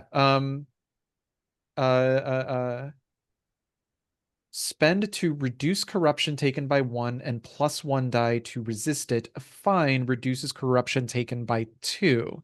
So if you resist, you get an additional die on the resist, and you reduce it by 2 instead of 1. So okay. If you resist, it brings it down by 1. And your fine reliquary, if you spend it, will bring it down by an additional 2. So if you resist and spend a dot of your reliquary's uses, it sounds like you just ignore the corruption entirely.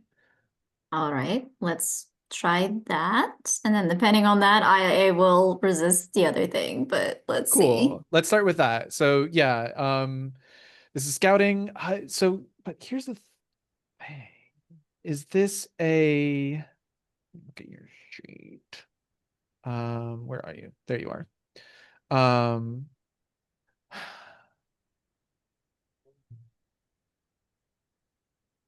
See, I feel like when you're resisting mental compulsion, I'm like, that feels like a resolve resist. Mm-hmm. Yeah. But if you can tell me how insight applies here, I will let you make it an insight resist instead. Could insight work in this case because I specifically went in knowing that this forest was gonna fuck with me, and I am treating it more like I'm almost like detaching myself from, I imagine, it's like playing tricks on me. It's maybe calling out in the voice of someone I loved, this desperate calling out to help. Why am I leaving them? Why am I letting them get hurt? Like that kind of, it's luring me further. But I'm not starting to panic or like starting to feel guilty because I know this is the forest and I'm following it because it's going to lead me somewhere. Like this is a signal. This isn't real. It's not so much like, yeah, it's sort of like this very cold hard logic that I'm applying. Like I know this is magic that is used against me that is going to try to hurt me, and all I need to do is just find that source. Sure. Give me a insight resist. You have +1 die because of the reliquary being used. Or I think just because you have the reliquary might be. Okay. 1 stress. So Let's you take go. 1 stress, and the other consequence is that Mr. Wolfman is a lot closer. Would you like to resist that consequence? Kind of cool though. Do we I want to let it fly? I will tell I up to you. If he finds us, we're fucked. But If you try to fight him, you're fucked. okay. You know, like this could be a ring for trophy dark situation where I mean, technically I should still let you try and fight him, but it might be a situation where you're not fighting him to try and kill him, you're trying to fight him off, Yeah, you I don't think know? any of the player characters here are equipped to fight him in any capacity. Or you could make it a let's fucking run type Yeah, scenario. I think I will keep the drama that I have. Oh. Actually, may I use a tick of scrounge? Because I took the ability Ghost, you can spend scrounge uses as special armor against traps or detection. Oh shit. Nice. Oh shit. Yeah, absolutely. That feels almost exactly what Scrounge. I mean, that feels like what Ghost is made for, more Hmm. so than Scrounge, but yes, Yeah, I guess absolutely. that means like he's still sort of kind of here, but not like tipped off to our presence just yet, is what it might be. Like, Yeah, I if we mean, want to keep it like as a background danger, like, oh no, the stakes are absolutely. higher. Yeah. Absolutely. Wow, all of that. And we still haven't talked about the success yet. So yeah, Oh go ahead boy. and mark Scrounge. Um, uh, yeah, so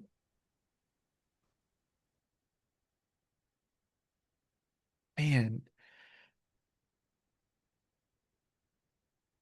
maybe we'll come back to that. Yeah, As I let's come figure back out to that. like I see what's happening in my head, but being able to communicate it and translate it into fiction is something that I might need a couple extra minutes on. So let's we have let's look at Crimson Reaching Flower. Um Silver has just walked off into the woods. Or into the mist bank. I was gonna fuck with Kirish, but I have to fuck with Crimson instead. Um,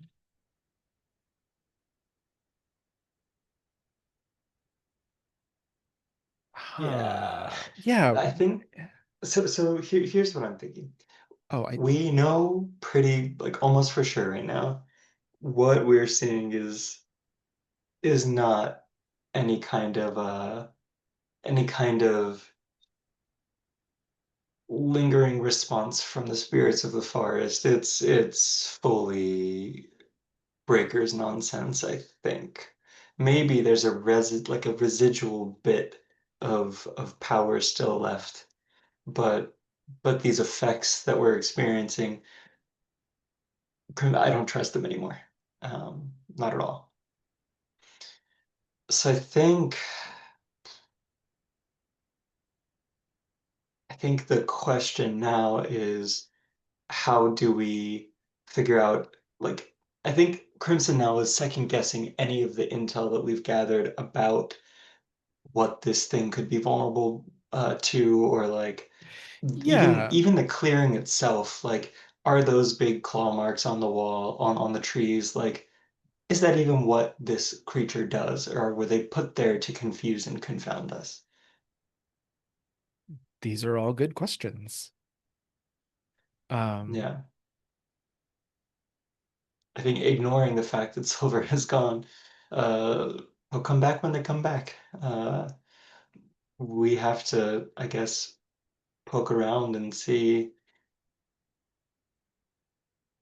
what here can we use.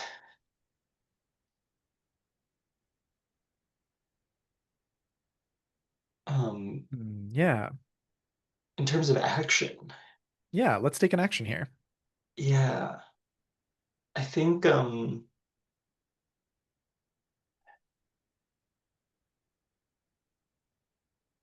I'm not sure what the best way to distinguish real like trying to see if there's a place where we know or we can tell that the spirit of the forest wounded this beast. Um, Kirish had noted that, there's tufts of fur, or maybe even with flesh attached, here and there, but it didn't bleed. It didn't stop it. I wonder if we can find any evidence that something slowed it down.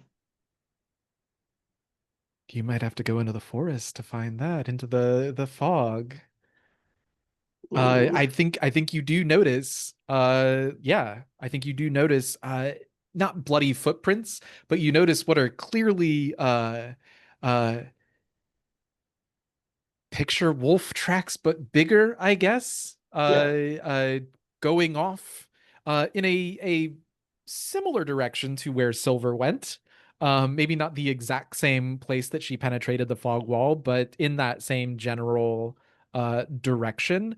And for free, just to really sell that it is this monster, like, what do you notice about, like, well, we're saying it didn't bleed, right? So what do you notice, like, if it was a monster that was wounded, there would be drips of blood. What's there instead of blood drips? I think the tracks are not even. Clearly, one leg was like being dragged along. Mm. It was limping in some way. Ah. I will add this, because it just struck me.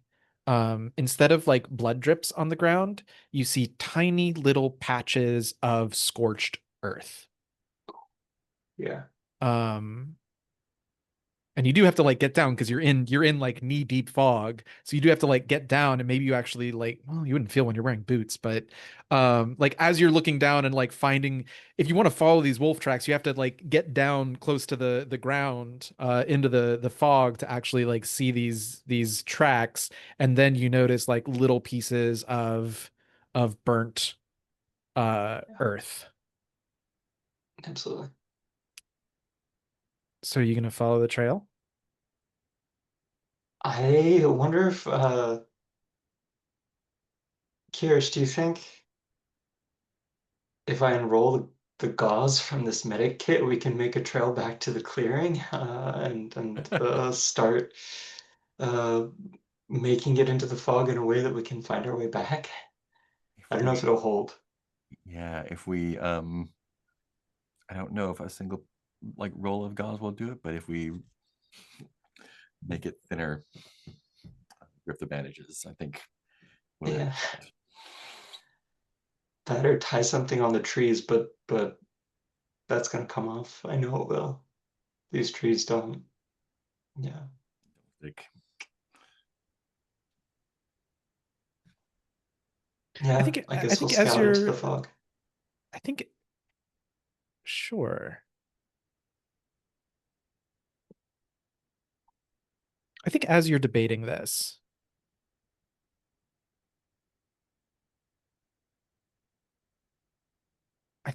debating this, you hear Silver say, "Guys, I found something."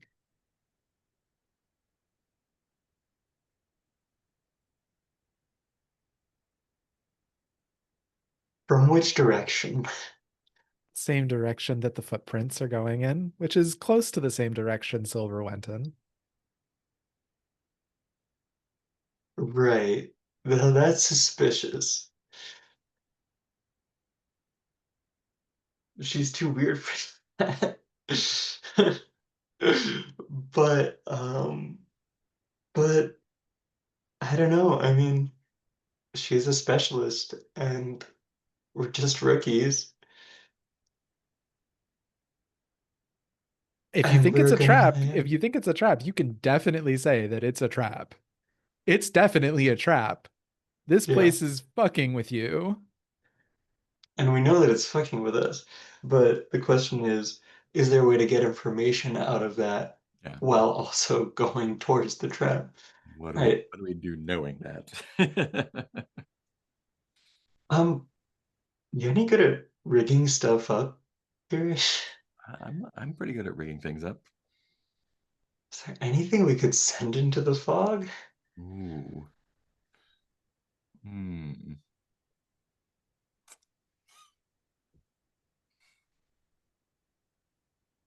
I I did bring oil.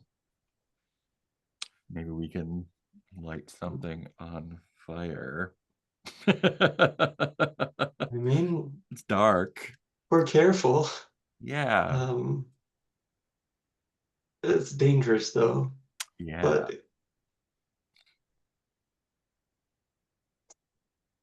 I mean, it's kind of combining it with your plan. Even a trail that's on fire might be easier to follow back. I'm not burning down these woods. I cannot risk that. I I feel think it's like the it's not going to worst burn of them all down. They can take possibilities. care of themselves. I'm sure they've seen worse than us. But the undead are already trying to accomplish that, as far as I can tell. Mm. Whatever we did would be a drop in the bucket. Yeah, it's interesting. I don't know if Breaker necessarily wants to burn down the woods entirely. She's more of a like, I like what Jazzy said about like rot like creeping up the Mhm. trees from earlier. Although she does like select groves to create the burned. Hmm. Since Crimson had to go take a quick BRB, Kirish, let's talk more about this first love that you had, or previous love that you had.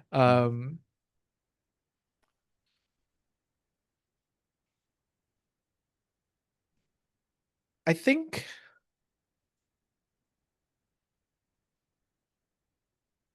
I think those memories start like I don't want to just be like, oh, it's more laughter. Yeah, I have an idea of something real bad. Oh, what do you let's go there. Yeah, what are you afraid of happening here? Um, we joined the Legion together so we could be with each other, Oh, and they didn't make it out of Ettenmark. out of Denmark. But I didn't see their body, and so if they showed up here, Yeah, God, wouldn't that be terrible? I Um, what what would you recognize of theirs? mean, definitely their voice. Okay, yeah. Do Um, they have like a charm, or did they decorate their uniform in a specific way? Did you give them a Barton friendship oh charm? yeah, we absolutely exchanged charms and whatnot like that. Yeah. Do you remember what you gave her? Or Um, him? I shouldn't be assuming I heteronormativity. think it was a him. Yeah. Um, Um, I think it was a like uh, turquoise beads kind of okay. not turquoise colored, um, whether it was glass or crystal or something on a like a leather uh, cord. Man, wouldn't it be weird if turquoise beads just like happen to be hanging from a tree branch nearby? Wouldn't that be Oh, the I think oddest? what we did it's kind of a it's kind of a little game we played almost where we would like leave messages for each other with those, and so like oh well, I gave you a thing that looks like a bracelet but actually says something meaningful. Oh, yeah, yeah, yeah. And maybe there's one of those Hmm. saying something tricksy.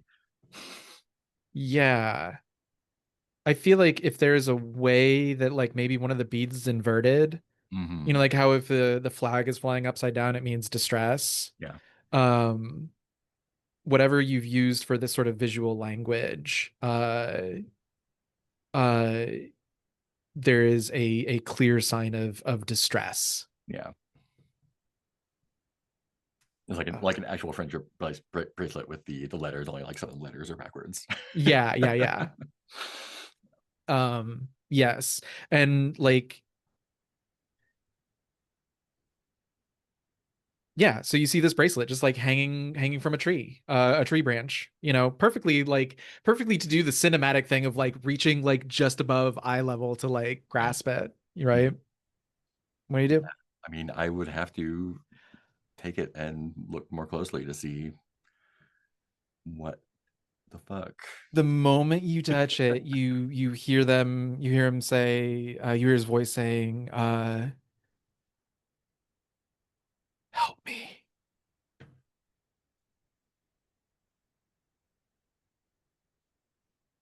It seems to be coming from the fog bank. Mm-hmm.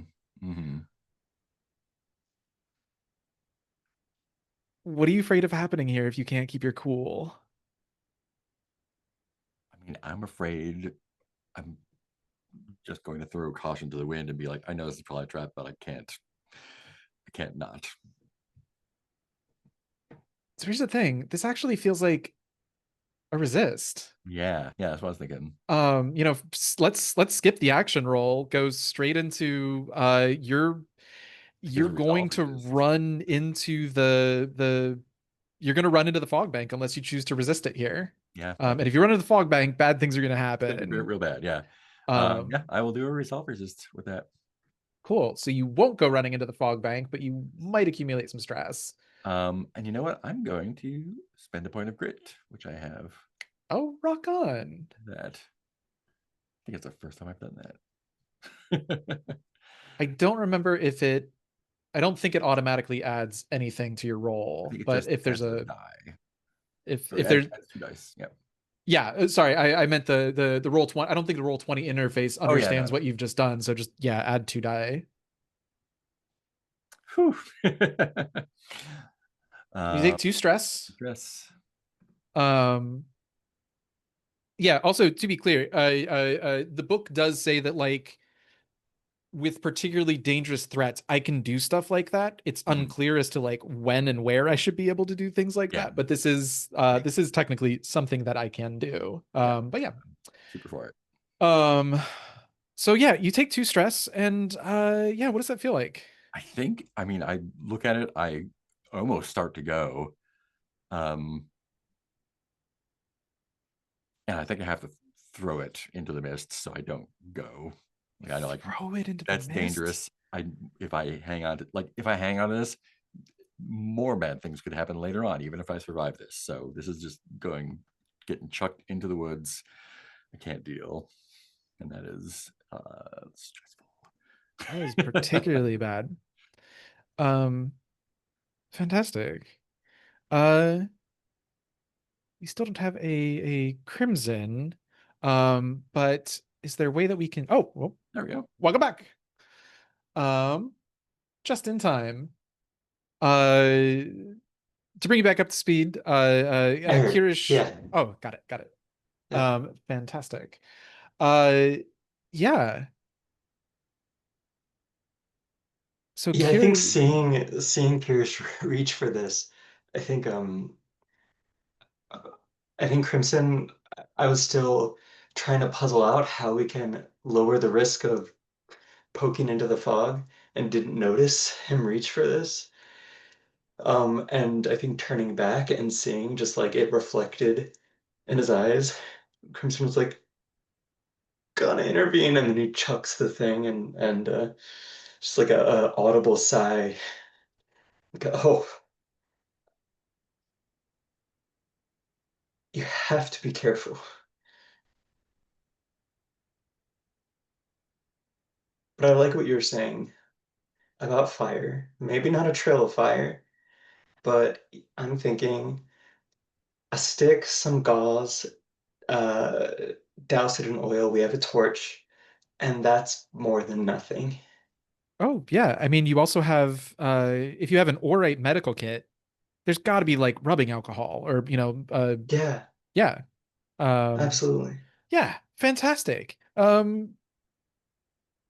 Yeah, I don't even know if if the role is to rig that up, that doesn't seem particularly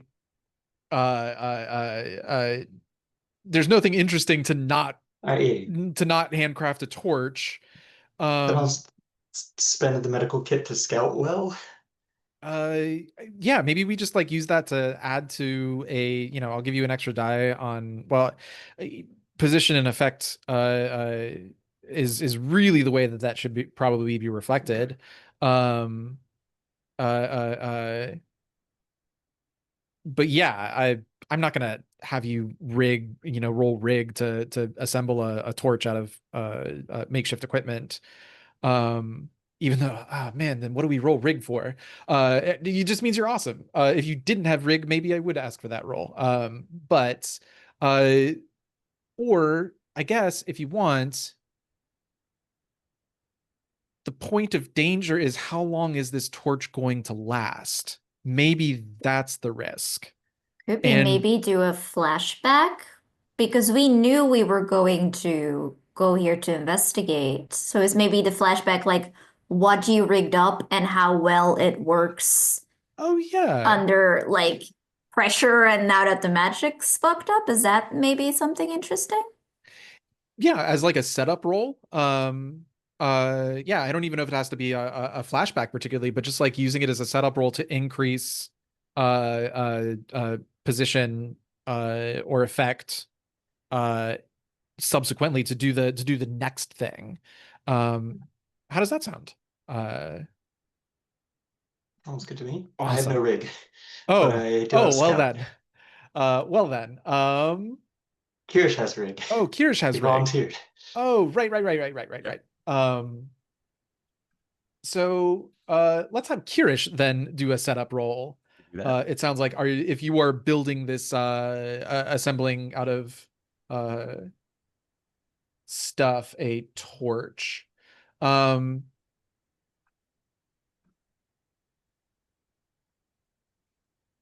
I feel like, yeah, you tell me if you what you think about like if it's, if it deviates at all from like risky standard. Pretty straightforward. I think it's Yeah, yeah. But the question is like again, what is really the risk here? And I think the risk here is the forest is going to continue fucking with you. I'm going to introduce a hostile element yeah.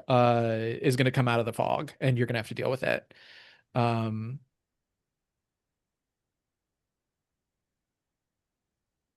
yeah, I could be more specific, but that would spoil the surprise.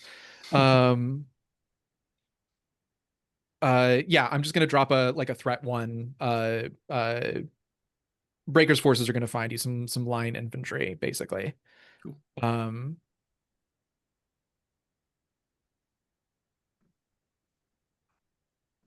Anything else sound interesting as like a consequence or a failure? Or consequence or no, cost. Or no, it's a setup roll. Let's talk like Devil's Bar. Or are you interested in hearing a Devil's Bargain, I should say? Or are you just happy with the roll as you got it? Or do you want I'll to just go push? 2 dice and see what happens. Sure, let's go with that. It's a 4. Hate So it. there is so there's consequence, but you do it. So the upcoming actions that rely on this torch will have either increased position or increased effect, and we'll talk about that when we get there. Um, but first, which of the two of you notices that there's more than one rookie in the squad than you came in this forest with? Definitely not me. Yeah, I I guess think, you're building I'm busy. yeah, you're assembling the torch. in my You're new semi-supervisory role, yeah, I think counting heads. yeah, you count heads, and they're all Legion uniforms. That's the funny thing. Um they're all wearing Legion uniforms, but uh squads are 5 strong. Silver would have been a 6, but Silver's not here, and Silver's a specialist, so might not wear a Legion uniform the same way that you guys do. But there's definitely 5 people who are not you, Crimson, in this clearing wearing Legion outfits.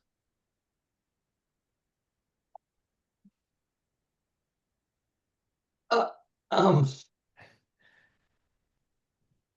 uh, while we figure out where Silver is, how about a roll call? Um, we've been marching together for a while. I think Just a quick down the line, do a present situation. Does that sound good to everybody? Not to overreach. We have Neri. As you start going through this very thing-like situation, um,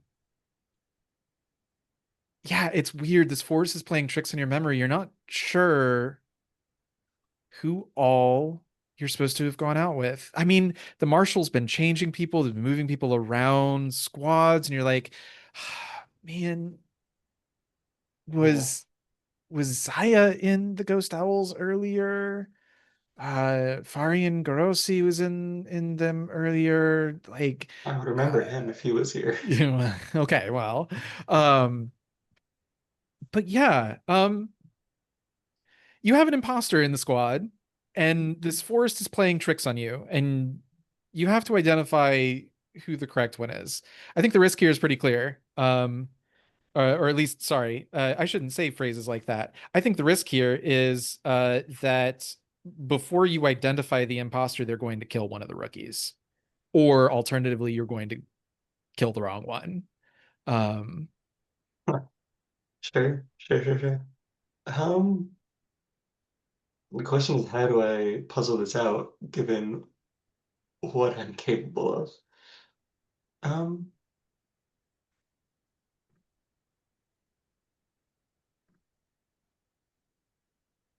or rather, I'll say this: if you do nothing, the imposter is going to Someone kill one will, of the rookies and take their place.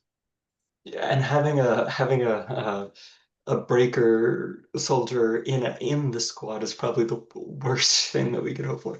So let's see. What's the description of Scout? Observe without being noticed. It's mostly location based. Research, maybe? Close detail. Yeah, maybe. Alternatively, consort. Those are the things that I would put Mm. forth. Yeah, I mean, to me, like if it's a research role, it's like you're looking for, oh, maybe they forgot to change their uniform for autumn, right? Everybody's wearing, Yeah. slightly colder stuff and they're not.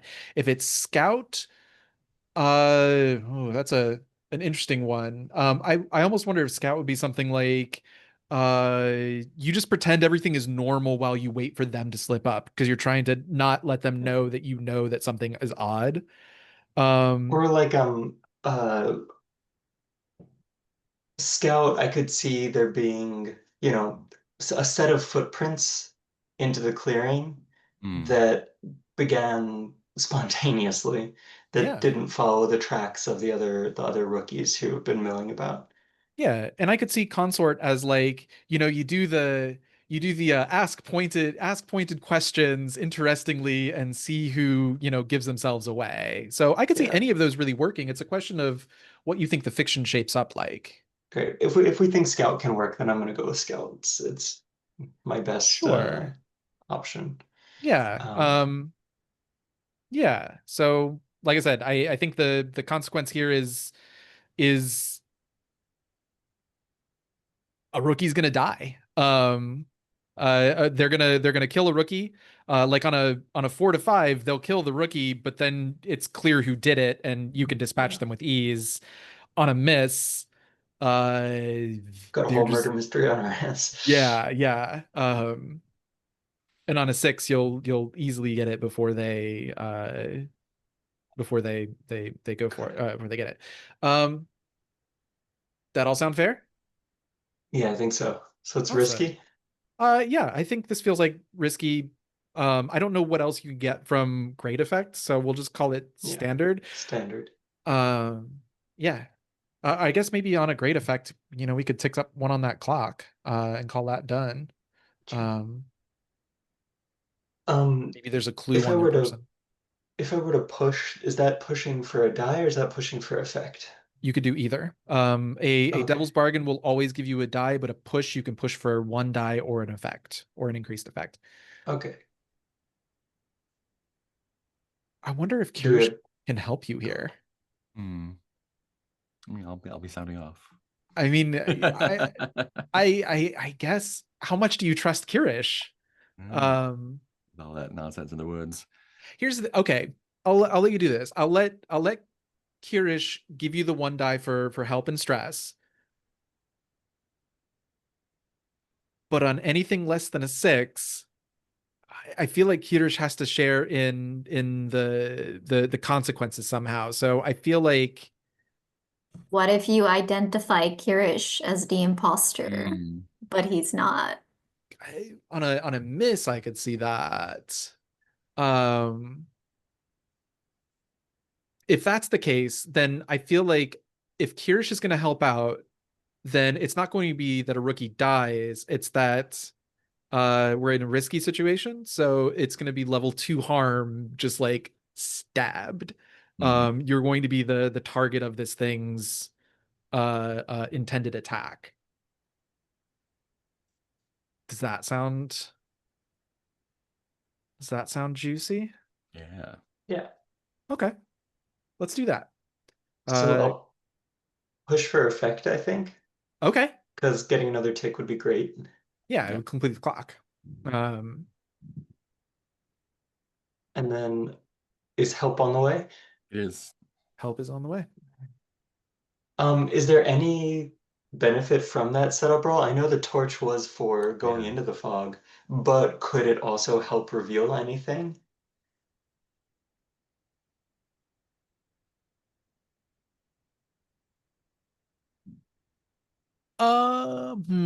Well, Or we can save it. considering that actually the I feel like it just wouldn't be a benefit if it didn't. I'm gonna say yes, just because I feel like we did all that work to do the setup. Um, but I the think in this fiction it makes sense to me because that last set of footprints probably is coming out of the fog rather than the way we came. Right. okay, yeah, all right, I'll buy that. Yeah, so I can't really give you an increased effect here, but I can give you an increased position, which tells me you're probably at controlled uh Yeah. controlled, what is this, great? Um, Yeah, because I pushed for that. Also, Silver, you rolled a desperate roll earlier. Don't forget to mark XP. Okay. If you haven't already.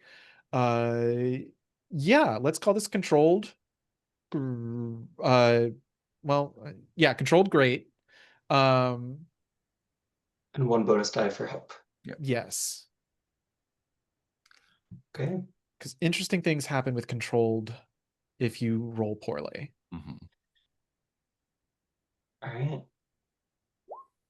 It's not good. I mean, it's a It's 4. not bad. It's Yeah. not bad, but it could be better. The question Um, is, since we moved it to control, does a rookie still get killed? no, because Yeah, with Kirish helping, yeah. they're Kirish gets basically stabbed. taking the consequences, but Kirish is going to take. Uh, so here's the thing: uncontrolled, 4 to 5, you hesitate. You can withdraw and try a different approach, or else do it with the consequences. In which case, it's technically not your consequences necessarily. Kirish is going to take level 2 harm. Um, If someone defends me, they get XP. oh, Oh yeah. you all are being sneaky with your abilities. I forgot about that. Turning out knobs. Yeah, yeah, I yeah, forgot about that too. yeah. Um, so you can either withdraw, try a different approach, in which case we move to risky position. Well, you're already at risky position, but it's going to go to a even with the torch, it's going to go to a risky position, which means it would be kind of desperate without. Or we can let the consequence stand. You Yeah. did succeed, so you will find the imposter. You will be able to kill the imposter. Um, the Among Us, you've located who's sus. Um, but in the process of attempting to dispatch them, Kirish is going to take level 2 harm. Nice. Unless. Unless unless somebody steps in, which the only person in fictional position to do so is you, Crimson Reaching Flower. Yeah, I guess I'll do it. I have a shield, right? So that Okay. could reduce it to level 1 harm. Yes. And Yeah. you can also resist. which would then take it to no harm. Or you can just take a level 1 harm. Oh, I actually, already have 3 stress. I I can think if also you mark armor as well. I think if you have to take harm in order for just a kid to kick in, right? Let me look When at someone suffers harm when protecting you. Yeah. I was Yeah. just gonna take it at level 1 harm and not bother resisting because I don't want to risk the stress anyway. Yeah. Well, there you go. All right. Cool. So yeah, Stabbed. give me this. Yeah. So I'll tell you, above the table, it's a hexed. It is a, they are a former legionnaire, like we were kind of just talking about with Kirish's paramour, a former legionnaire who was hexed and turned undead and attempted to infiltrate the Legion. And this whole mind fuckery has been to make that sort of easier transition for them. But I'm curious, like what gives them away and what does the struggle look like? Yeah, I think so. Kirish finishes this torch, and at that moment, Crimson realizes, I realize that there's more people here than there ought to be. And I think as soon as the torch is lit, my suspicion is it may be that this hexed like acted too soon or panicked too fast. Mhm. I think I was pretty quickly on to the fact that something wasn't right. And based on the other hexed that we've seen, occasionally they're pretty human-like, but not always. And often, if you look too close, you can tell they're starting to decay a little bit. Their eyes are empty. They not full on shambling, but only, I think, maybe only Elia really could pass as a person. Um, so I think as soon as the torch is lit and Crimson makes the roll call and maybe Kirish is brandishing the torch down towards the edge of the fog, um, I think the Hex realizes that we clocked their teeth. Jig's up. Um, yeah, the jig is up. I think as soon as the footprints coming from the fog are spotted, it's like a situation. Um, and they probably just take a leap for Kirish, who already has the torch and is brandishing it, which I don't want to let happen because he's just a kid. How do you get injured like defending Kirish? Um, let's see, I think probably before even seeing the like flash of a blade, um, I hear the like crunch of a leaf in the back foot as they're bracing to lunge forward, and that's my cue. I think I'm very sensitive to sound, and so it's a like a bat-like leap forward, um, landing in front of the blade before it reaches towards Kirish, and I think it smashes my shield and I'm stabbed probably somewhere, and it's a level 1 harm, so Yeah. maybe like the Cut. side a little bit, Yeah. Yeah. Take a level 1 little slash. harm. Yeah. Slash. Minor cut. Well, I mean, it's still -1 dice if it applies, but uh, so it'll get in the way. So yeah, a cut of some kind. Yeah. Awesome. We are coming up on time, but I kind of want to figure out where Silver wound up. We were kind of vague about she winds up not here. Where is not here? Uh, Given that I I use sort of my scrounge to make sure that the wolfman didn't detect me. Is it near their camp or wherever he was, and I quickly have to hide? I was thinking something similar. Yeah. So let's ride that thread as a fun little cliffhanger. We'll do the last leg of this mission next session. Um, but I think we find Silver. Uh, oh man.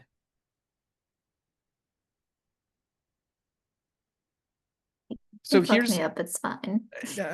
that's I mean, all I'm thinking now is spooky forest, spooky forest, spooky forest. I'm like, Wolfman is an undead. He's not actually like a wolfman, so it's not like a like a cave. Hmm. Um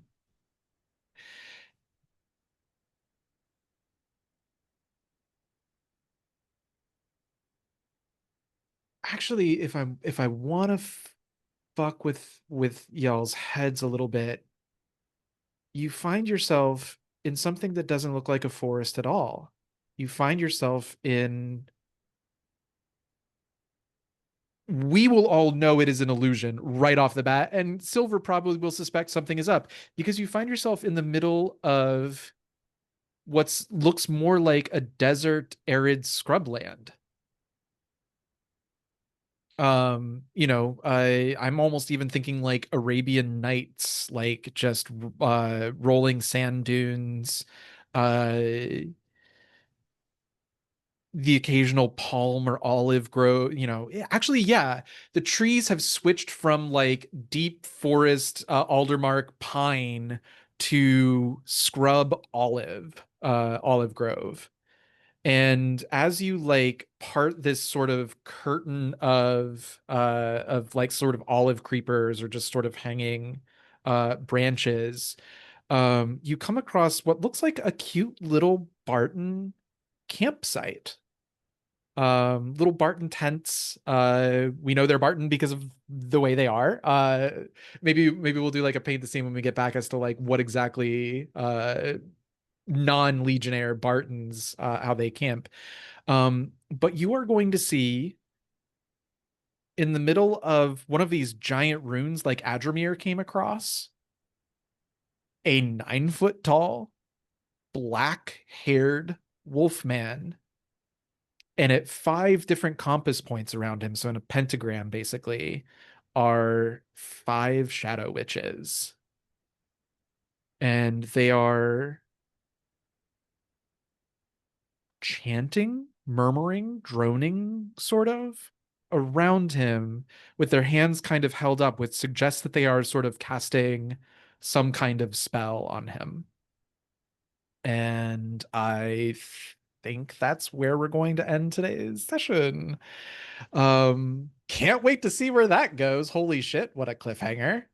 Um, but yeah, let's if you feel like you completed well, actually, first of all, for Crimson, for just a kid, it just says you mark XP. So take an XP wherever you want. Let's do that now so we don't forget it. If you rolled a desperate roll, which I think was just silver, like I said, if you haven't already, go ahead and mark that XP in the appropriate category. I think those are the only XP triggers that we need to worry about. Um, but if you feel like you did your trauma and or heritage, you might want to make a note for that on your sheets. So that way when we do XP at the end of the mission, you remember that. Um, but I'm gonna leave that on you. Uh, but yeah, let's do stars and wish. Oh, let me pull up my stars and wishes doc. Do, do, do, do, do, do, do, do. I'm so good at this game. And there we are.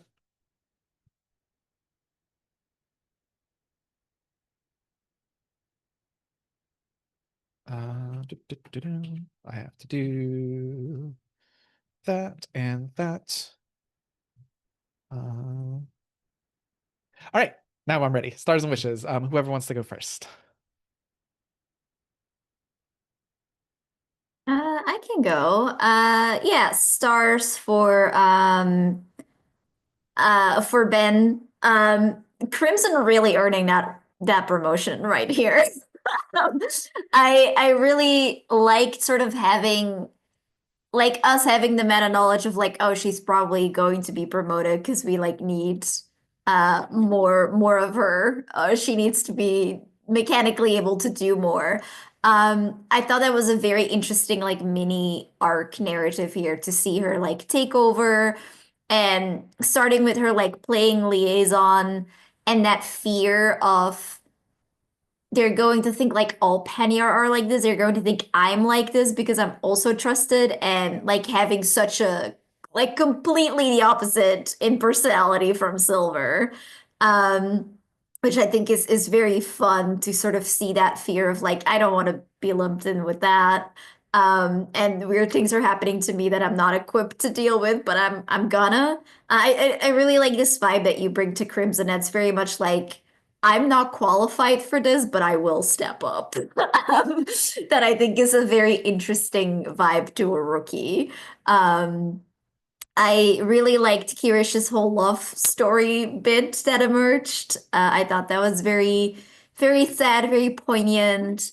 Um, we've seen like Kirish be like mostly like, you know, cute and adorable and like, oh, I just want to research things. And I think we got like a very interesting take on that in this session with both sort of having that much sadder vibe where it really seems like he doesn't belong in the Legion. He was here for someone else, and now that person isn't here anymore, and he's stuck because you don't walk away now. That's not really an option.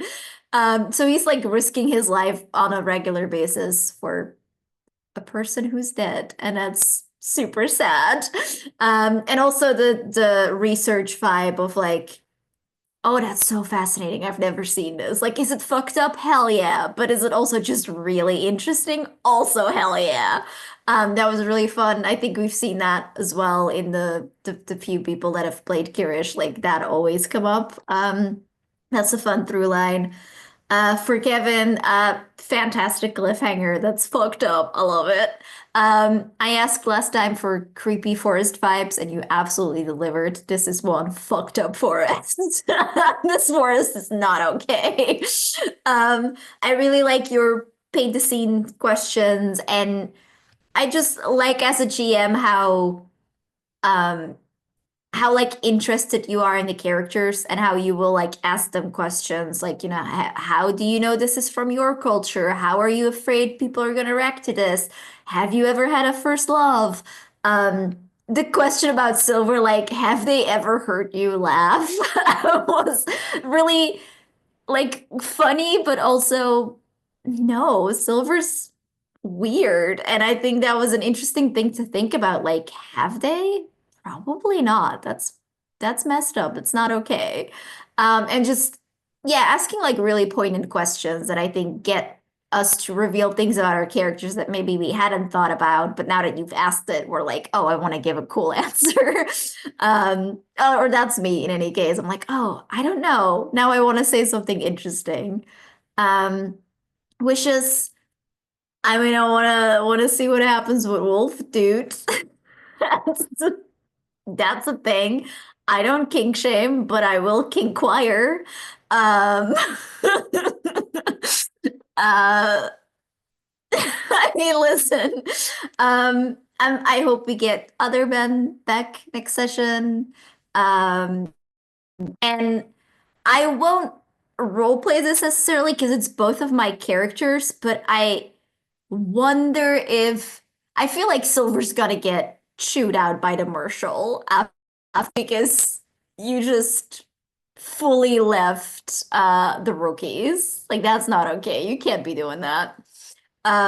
So yeah, I wonder sort of the consequences of this mission going pretty pear-shaped, even though mechanically we're kind of doing okay. But the contrast of Crimson getting promoted, if we do that, and like Silver kind of absolutely bungling it, could be very interesting. There also seems to be a very interesting dynamic between Silver and Crimson developing, and I'd be interested in digging more into that, maybe combined with you know, you did good and you did absolutely terrible. Could be interesting. And I want to know more about Sad Kirish. Maybe a scene with Zaya or someone else if we want to use that as like bonding material. Could be interesting to see when we're back at camp. Yeah, I'm gonna second a good amount of that, but an additional set of stars for Kevin, the way that you're weaving in, I feel like little callbacks to every little crumb we've dropped with these characters. You know, it's a lot to keep track of, but I feel like every little bit of character building um, has felt like it's integrated with everything that has come before in a really smooth way. And I also think that the twists that you're pulling in, like the description of the initial like scene in the clearing was very powerful and unsettling. And then of course the like Among Us moment was a lot of fun. As was the cliffhanger at the end. Very, very good. Um, I think as was said, the not just the introduction of the somewhat more serious uh, backstory for Kirsch, but also the fact that we've like there's a tendency to infantilize a character with the just a kid ability. And this is like, no, you know, he is a grown adult in this place dealing with the same shit that we're all dealing with. And I think that like the way, Mark, that you brought that forward showed like there's a mature person in here waiting to come out, you know, resisting this urge, totally disposing of this memorabilia. You know, I think that was very cool. And then yeah, the thing that stuck with me the most, I think, from all the cool stuff that Silver did this mission was the just the image of like you pan down and the leather boots are the, you know, a child's feet splashing through the woods being pursued by a monster and laughing the whole way. I think is such an insight into the type of wrong, the type of wrong that Silver is, that I think is so enlightening and really interesting. It's the kind of thing that gives you a lot of insight into a character. So I thought that was really fun, as well as the ways um, in which Silver is not suited to run a squad. I think that's really cool. Um, and I would second the wish of there is a really interesting tension, I think, which could be uh, it could be a friendship, it could be a rivalry, it could be something more complicated than that with the way that Crimson feels about Silver. I don't know if Silver feels any kind of way about Crimson, and so we'll see. I think that's my wish, is to see back at camp in the aftermath of this mission if there's some recognition that something's going on here. Um, and also, yeah, to see how this cliffhanger resolves, I think is my other wish. Yeah, y'all hit all the stuff. Um, yeah, seeing Silver being so like you're just like being so good at doing their job and so bad at the job of managing like, like that the combination of like competence and um like it's not incompetence, it's just like that's just not your skill set. um and just like the consequences of that were really fun to watch. And how you dealt with those consequences. um and yeah, Crimson seeing like the slightly less weird Panyar trying to deal with the social implications of Silver being good at their job was also cool to see. I really enjoyed the rookies off on their own doing things together, and the way that you just like got into that. It was so good. Um, geez, the all the forest stuff, so good. Big creepy deer skull, always a fan favorite. um and yeah, just the way that y'all this mission felt very different, and it wasn't just like let's go fight something. It felt more dangerous, without there being a lot of physical conflict, which was really cool. And just the atmosphere and the tone and like everything we said already was great. Wishes. I mean, besides just resolving the cliffhanger, and I'm curious to see how the other mission went. Yeah, other than that, just keep doing the thing.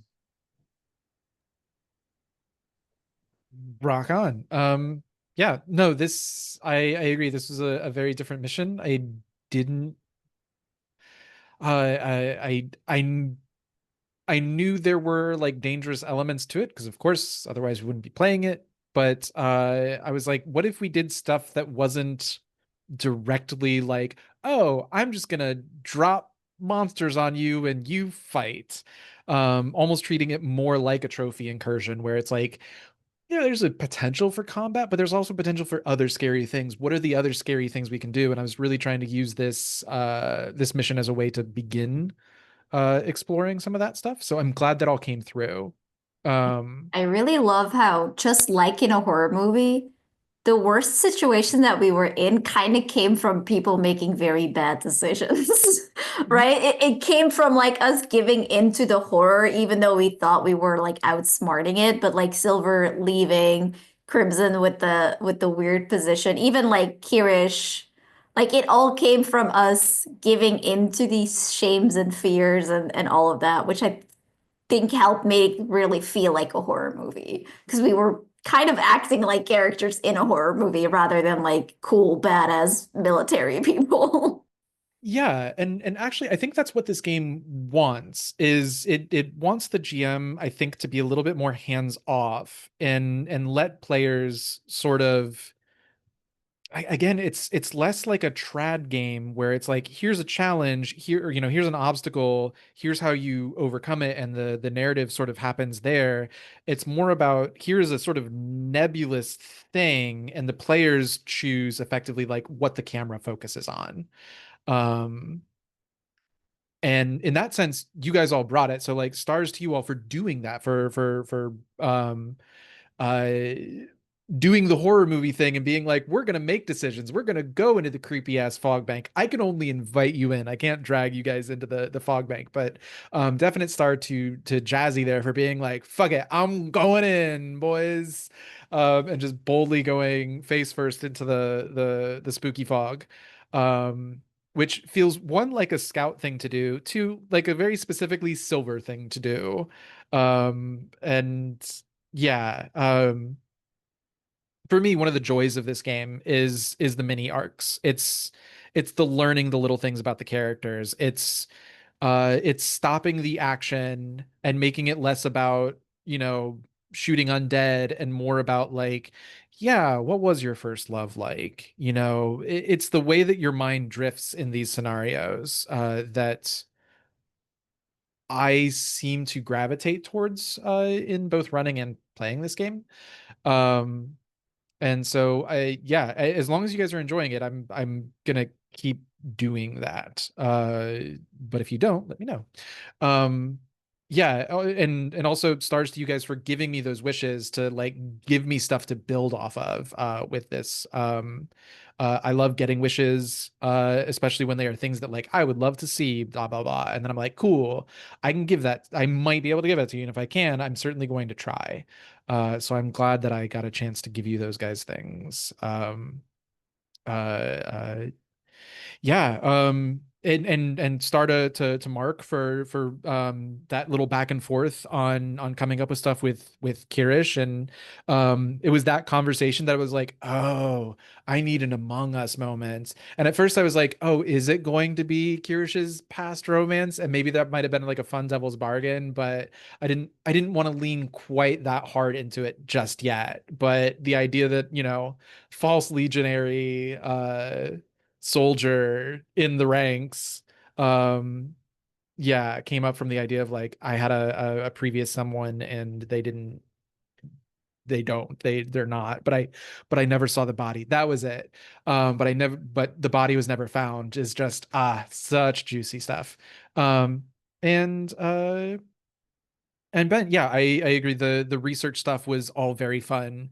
Um, and again, I love that, when you play a rookie, it's like we really talk about like why are they the ones getting the spotlight on this episode. And both Mark and Ben, you guys like really answer that question in really cool ways. Really highlighting these characters and, like Jazzy said, really earning that promotion. So wishes, I don't know.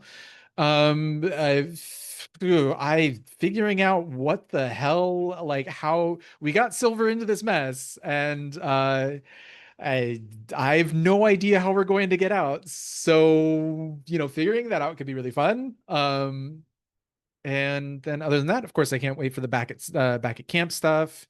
Creepy Talgon Forest, always super fun. Yeah, so wish I don't know. Yeah, I definitely want to give you guys opportunities to have these like back at camp scenes. Crimson Silver scene could be really fun. Kirish, was it Kirish Kaya? Could be really fun. Uh, yeah, and definitely like hearing if the marshal's gonna like chew out Silver after assigning her to lead the squad to begin with. So all fun potentials, and of course more stuff with the Horned One. This is like her place. So I we got Horned One, but I'm ready for second course. So I think that's what I got. And that's our stars and wishes. Again, sorry for keeping you all a little long, but that's the way things go during mission phase days. But I hope you all have a fun rest of your week. And and I'll see you all next week. And then we have 12th, and I think the 19th I will be traveling. So assuming, of course, we still have air travel on the 19th. Who knows? God knows what's actually going to happen in this weird thing that's going on right now in the United States. Yeah. So, but I hope to see you all definitely next week, and I hope you all have some great gaming until then. See you next time.